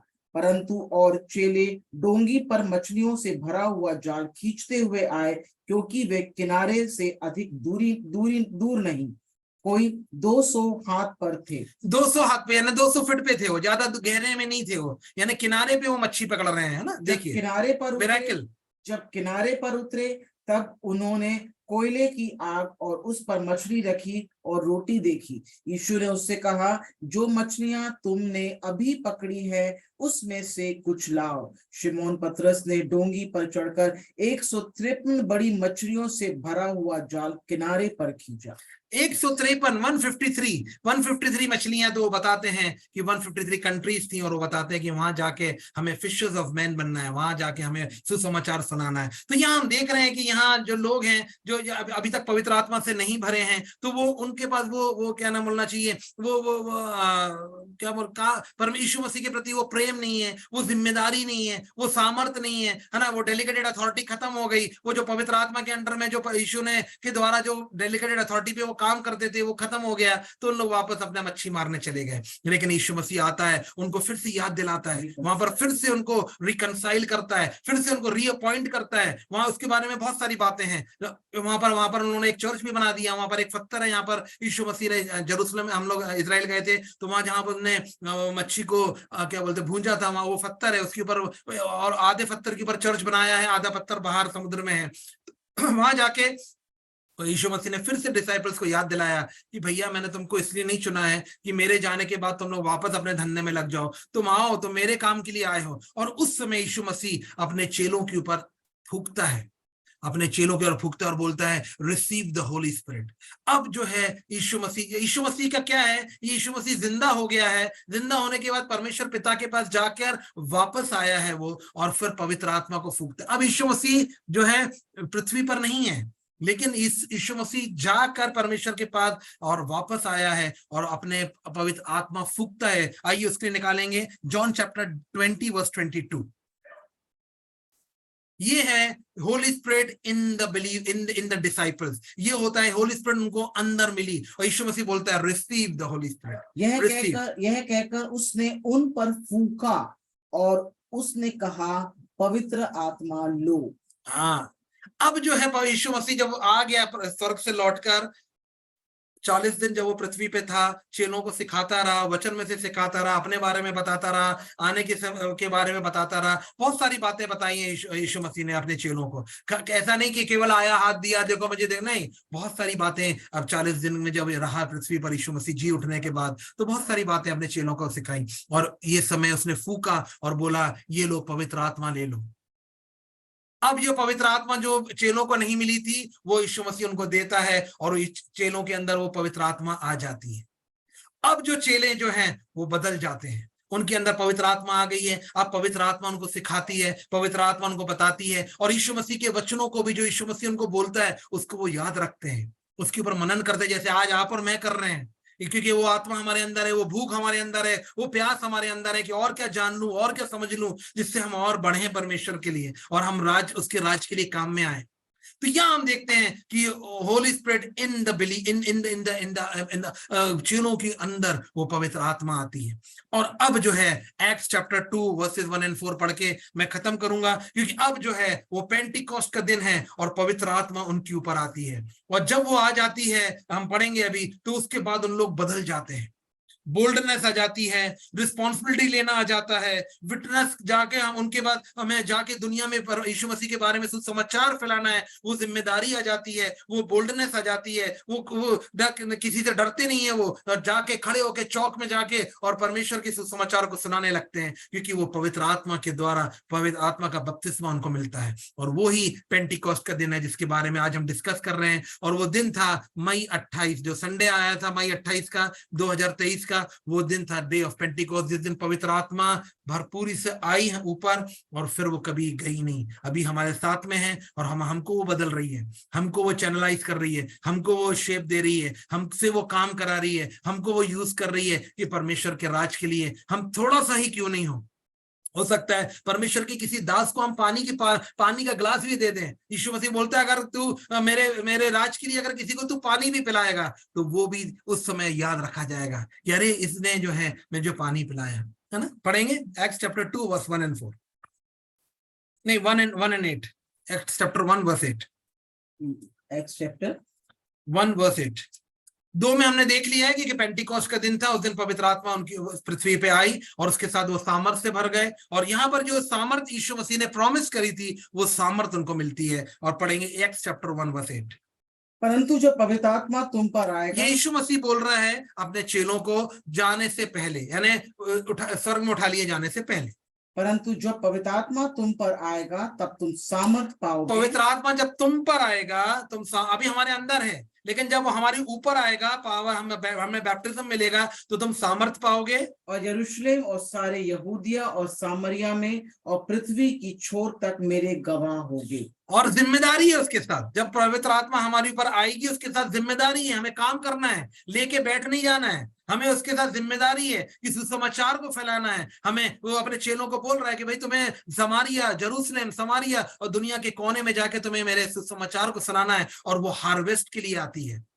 जैसे मैंने पुराने नियम में से मैंने आपको बताया था, ये जो 3 फीस्ट होते थे जो इंपॉर्टेंट फीस्ट थे, पहला था पास ओवर, जब यीशु मसीह क्रूस पर लटकाया गया वो पास ओवर का दिन था। जब यीशु मसीह जी उठा, रिजरेक्शन डे, वो था the feast of the first fruit. और जब यीशु मसीह ने, जब पवित्र आत्मा जब जो है आई पृथ्वी के ऊपर पेंटिकॉस्ट के दिन, वो था वो समय पुराने नियम में फीस्ट ऑफ द हार्वेस्ट था। तो देखिए कैसे कनेक्ट होता है वो। यीशु मसीह ने अपना लहू बहाया तो हम बचा लिए गए, मौत का फरिश्ता हमसे उसका कोई लेना देना नहीं, हमें इटर्नल लाइफ मिल गई। जब यीशु मसीह जी उठा, वो फर्स्ट फ्रूट है, वैसे हम भी जी उठेंगे। हमारी भी ये आशा है, हमारा भी यही विश्वास है कि जैसे यीशु मसीह जी उठा है हम भी जी उठेंगे एक दिन जब रैप्चर होगा, है ना। और तीसरा जो है, जब पवित्र आत्मा पेंटिकॉस्ट के दिन पवित्र आत्मा हमारे ऊपर आएगा तो हमें वो जिम्मेदारी है कि हम हार्वेस्ट में लगे, हम जो है परमेश्वर के राज्य के काम के लिए हम लोग लगे, हमें जाना है और सुसमाचार सुनाना, जो भी रिस्पॉन्सिबिलिटी है। जैसे आज अनुग्रह सिस्टर और छोटी बेटी और ब्रदर ईशान भैया गाना गा रहे थे, रिस्पॉन्सिबिलिटी है, मेरे को रिस्पॉन्सिबिलिटी है कि भाई आप वचन शेयर करो, रिस्पॉन्सिबिलिटी है, मैंने वो ले रहा हूं, मैं उसके लिए धड़पकड़ कर रहा हूं, मैं अपने टाइम को देता हूं, मैं अपने समय को देता हूं, मैं टीवी के सामने बैठ के चलो पिक्चर देखने आएंगे, चलो भाई घूमने जाएंगे, चलो भाई चौपाटी में जाएंगे, वो सब मैं कट करता हूं क्योंकि मैं अपना समय और अपने टैलेंट को परमेश्वर के लिए मैं ला सकूं, दे सकूं। अगर आप भी परमेश्वर के लिए कार्य करना चाहते हैं, अगर आप भी परमेश्वर का उस बैप्टिज्म को जो परमेश्वर देना चाहता है हार्वेस्ट के लिए दिया है, इसके पीछे एक मकसद है परमेश्वर का, ऐसे ही नहीं देता है परमेश्वर। अगर आप लेके बैठ जाओगे तो उसके लिए नहीं देगा परमेश्वर जानता है आपको मुझको। अगर मैं भी ले दी रहा हूं, आज जैसे ईशान भैया ने मुझे मैसेज किया, भैया today is your day to message देने का, मैं बोलता था भैया मेरे पास टाइम नहीं है, मेरे पास अगर आप मेरी प्रॉब्लम सुनोगे तो बहुत है, लेकिन मैं प्रॉब्लम नहीं सुनाना, मुझे जिम्मेदारी दी है परमेश्वर ने। ईशान भैया, नीरज भैया एक बहाना है, एक मेरा माध्यम है, परमेश्वर ने मुझे रिस्पॉन्सिबिलिटी दी है कि नवीन तुम्हें यहाँ आके ये वचन देना है, और वो रिस्पॉन्सिबिलिटी मुझे समझना है और लेना है। ऐसे आपके जीवन में भी परमेश्वर बहुत सारी रिस्पॉन्सिबिलिटी देना मांगता है, लेकिन उसके लिए क्या आप तैयार हो, क्या आप रेडी हो उस टाइम को देने के लिए, वो समय को देने के लिए? वो परमेश्वर से बोलोगे प्रभु give me the baptism of the Holi Spirit, मैं हार्वेस्ट में जाऊंगा, मैं जाऊंगा और फसल को काटूंगा, मैं जाऊंगा आपके राज के लिए काम, क्योंकि फसल काट के परमेश्वर के राज में लेके जाना है, वो किंगडम ऑफ गॉड में लाना है, तो हम इस किंगडम ऑफ गॉड के लिए काम कर रहे हैं। तो आज का ये वचन था जो पेंटिकॉस्ट के दिन मैं पिछले हफ्ते देने मांग रहा था, लेकिन पिछले हफ्ते जो है सिस्टर अनुग्रह ने बहुत अच्छा सुंदर वचन दिया, और मैं करेक्ट करना मांग रहा था आप लोगों को कि मैं बताऊं इसके बारे में। आधे से ज्यादा चर्च अनभिज्ञ है। डे ऑफ पेंटिकॉस्ट बताइए कितने चर्चेस में मनाया जाता है, लेकिन this is the most important day, the most, resurrection day के बाद the most important day is the Pentecost day, क्योंकि उस दिन वो पवित्र आत्मा आई और वो हमारे साथ हमेशा हमारे साथ में है। वो हमको डे टू डे डेली हमको बदल रही है। जितना आप उसको अलाउ करोगे वो बदलेगी हमें, जितना आप अलाउ करोगे वो बदलेगी हमें। तो आज का ये वचन था जो परमेश्वर ने हम सबको दिया, मेरे लिए भी है, आपके लिए भी है, और मेरा ये विश्वास है कि आपने इस वचन को बहुत अच्छे से अपने हृदय में रख छोड़ा है और एक अच्छी भूमि दी है आपने, एक हृदय रूपी जो भूमि है, बहुत अच्छी भूमि दी है कि वो वचन जब जाएगा, वचन जो होता है वो सीड होता है, उसको आप बढ़ने देंगे। जब वो बढ़ेगा, जब वो उसके ऊपर मनन करेंगे, आप जब रात में सोएंगे तो सोचेंगे नवीन ब्रदर ने क्या बोला, है ना। इसलिए मैं आपसे लोग से बोलता हूं कि आप पेपर एंड पेन लीजिए, लिखिए कि कभी आप खाली समय में आप देखें उसको, है ना। जो वचन मैंने आपको दिया आपकी बाइबल में, वो मार्क होना चाहिए कि जब आप वचन पढ़ें तो वो मार्किंग में से आपको याद आए, अरे यार ये ब्रदर ने उस समय कोट किया था, ये ब्रदर उसने उस समय कोट किया था। क्योंकि अगर आप यूं ही सुनते रहेंगे, जैसे मैं लेक्चर दे रहा हूं, आप ये सुन रहे हैं, हाँ भाई क्या बोलना है, तो हम आगे हम उसको एक अच्छी भूमि नहीं दे पाएंगे। वो जो सीड है, ये मैं एक सीड बो रहा हूँ आपके हृदय रूपी जमीन में, वो सीड को अंदर जाके बढ़ना है, और वो जब वो कोपलें निकलेंगी, जब वो बड़ा होगा तो वो पेड़ बन पाएगा, आपके जीवनों में वो बदलाव ला पाएगा। मेरे जीवन में भी, मैं अगर आप ये बोलूं और मैं इस वचन को भूल जाऊं तो मेरे लिए जीवन में भी वो कुछ काम का नहीं। तो आशीष, आशीर्वाद, ब्लेसिंग्स और जो भी वचन आज आया, मेरा विश्वास है कि आप उसको अच्छी भूमि देंगे, आप उसको फर्टिलाइज करेंगे, आप उसको खाद देंगे, पानी देंगे, और उस सीड को, जो ये वचन आया है, उस सीड को बढ़ाएंगे अपने अपने अपने अपने हृदय में, मनन करने के द्वारा, मेडिटेट करने के द्वारा, बार बार याद करने के द्वारा, जिससे जो है हम और परमेश्वर की नजदीकता में बढ़ेंगे और चलेंगे, और परमेश्वर हमें सचमुच अपने राज्य के लिए, आप सबको, जितने भी लोग जुड़े हैं, वो सबको इस्तेमाल करेगा परमेश्वर। आशीष, आशीर्वाद, ब्लेसिंग्स, ये सारी बातें जो है परमेश्वर आपको बहुत बहुत आशीष दे, आपके साथ रहे, और आपके ऊपर परमेश्वर अपने पवित्र आत्मा उंडेले, बैप्टिज्म दे आपको। और जो लोग अनन्य भाषा में नहीं बात करते, वो साइन आपको आए, और जो लोग करते हैं वो और ग्रो करें परमेश्वर में, और ग्रो करें। जितना परमेश्वर ने डेस्टिन्ड किया हमारे लिए, उतना हम और अपने आप को ग्रो करें, बढ़ते जाएं। फालतू की चीजों में, दुनिया की चीजों में जो कुछ काम की नहीं है, 3 घंटे पिक्चर देखना, मोबाइल के सामने रहना, फेसबुक पे, सोशल मीडिया पे, मैं नहीं बोलता हूँ कि गलत है, ये जरूरी है, उसका टाइम फिक्स करिए, वो भी करिए, लेकिन ज्यादा टाइम परमेश्वर की नजदीकता में, पवित्र आत्मा के साथ, वचन के साथ। आत्मा जो है, Bible is also the spirit, ये बाइबल ये जो है, ये स्पिरिट है, इसके साथ समय बिताइए। जो बात समझ में ना आए पूछिए, हम लोग उसका जवाब देने की कोशिश करेंगे। Praise the Lord, hallelujah, God bless you. Over to you भैया। थैंक यू सो मच भैया इस समय को देने के लिए, और सच में आपने अपनी रिस्पॉन्सिबिलिटी को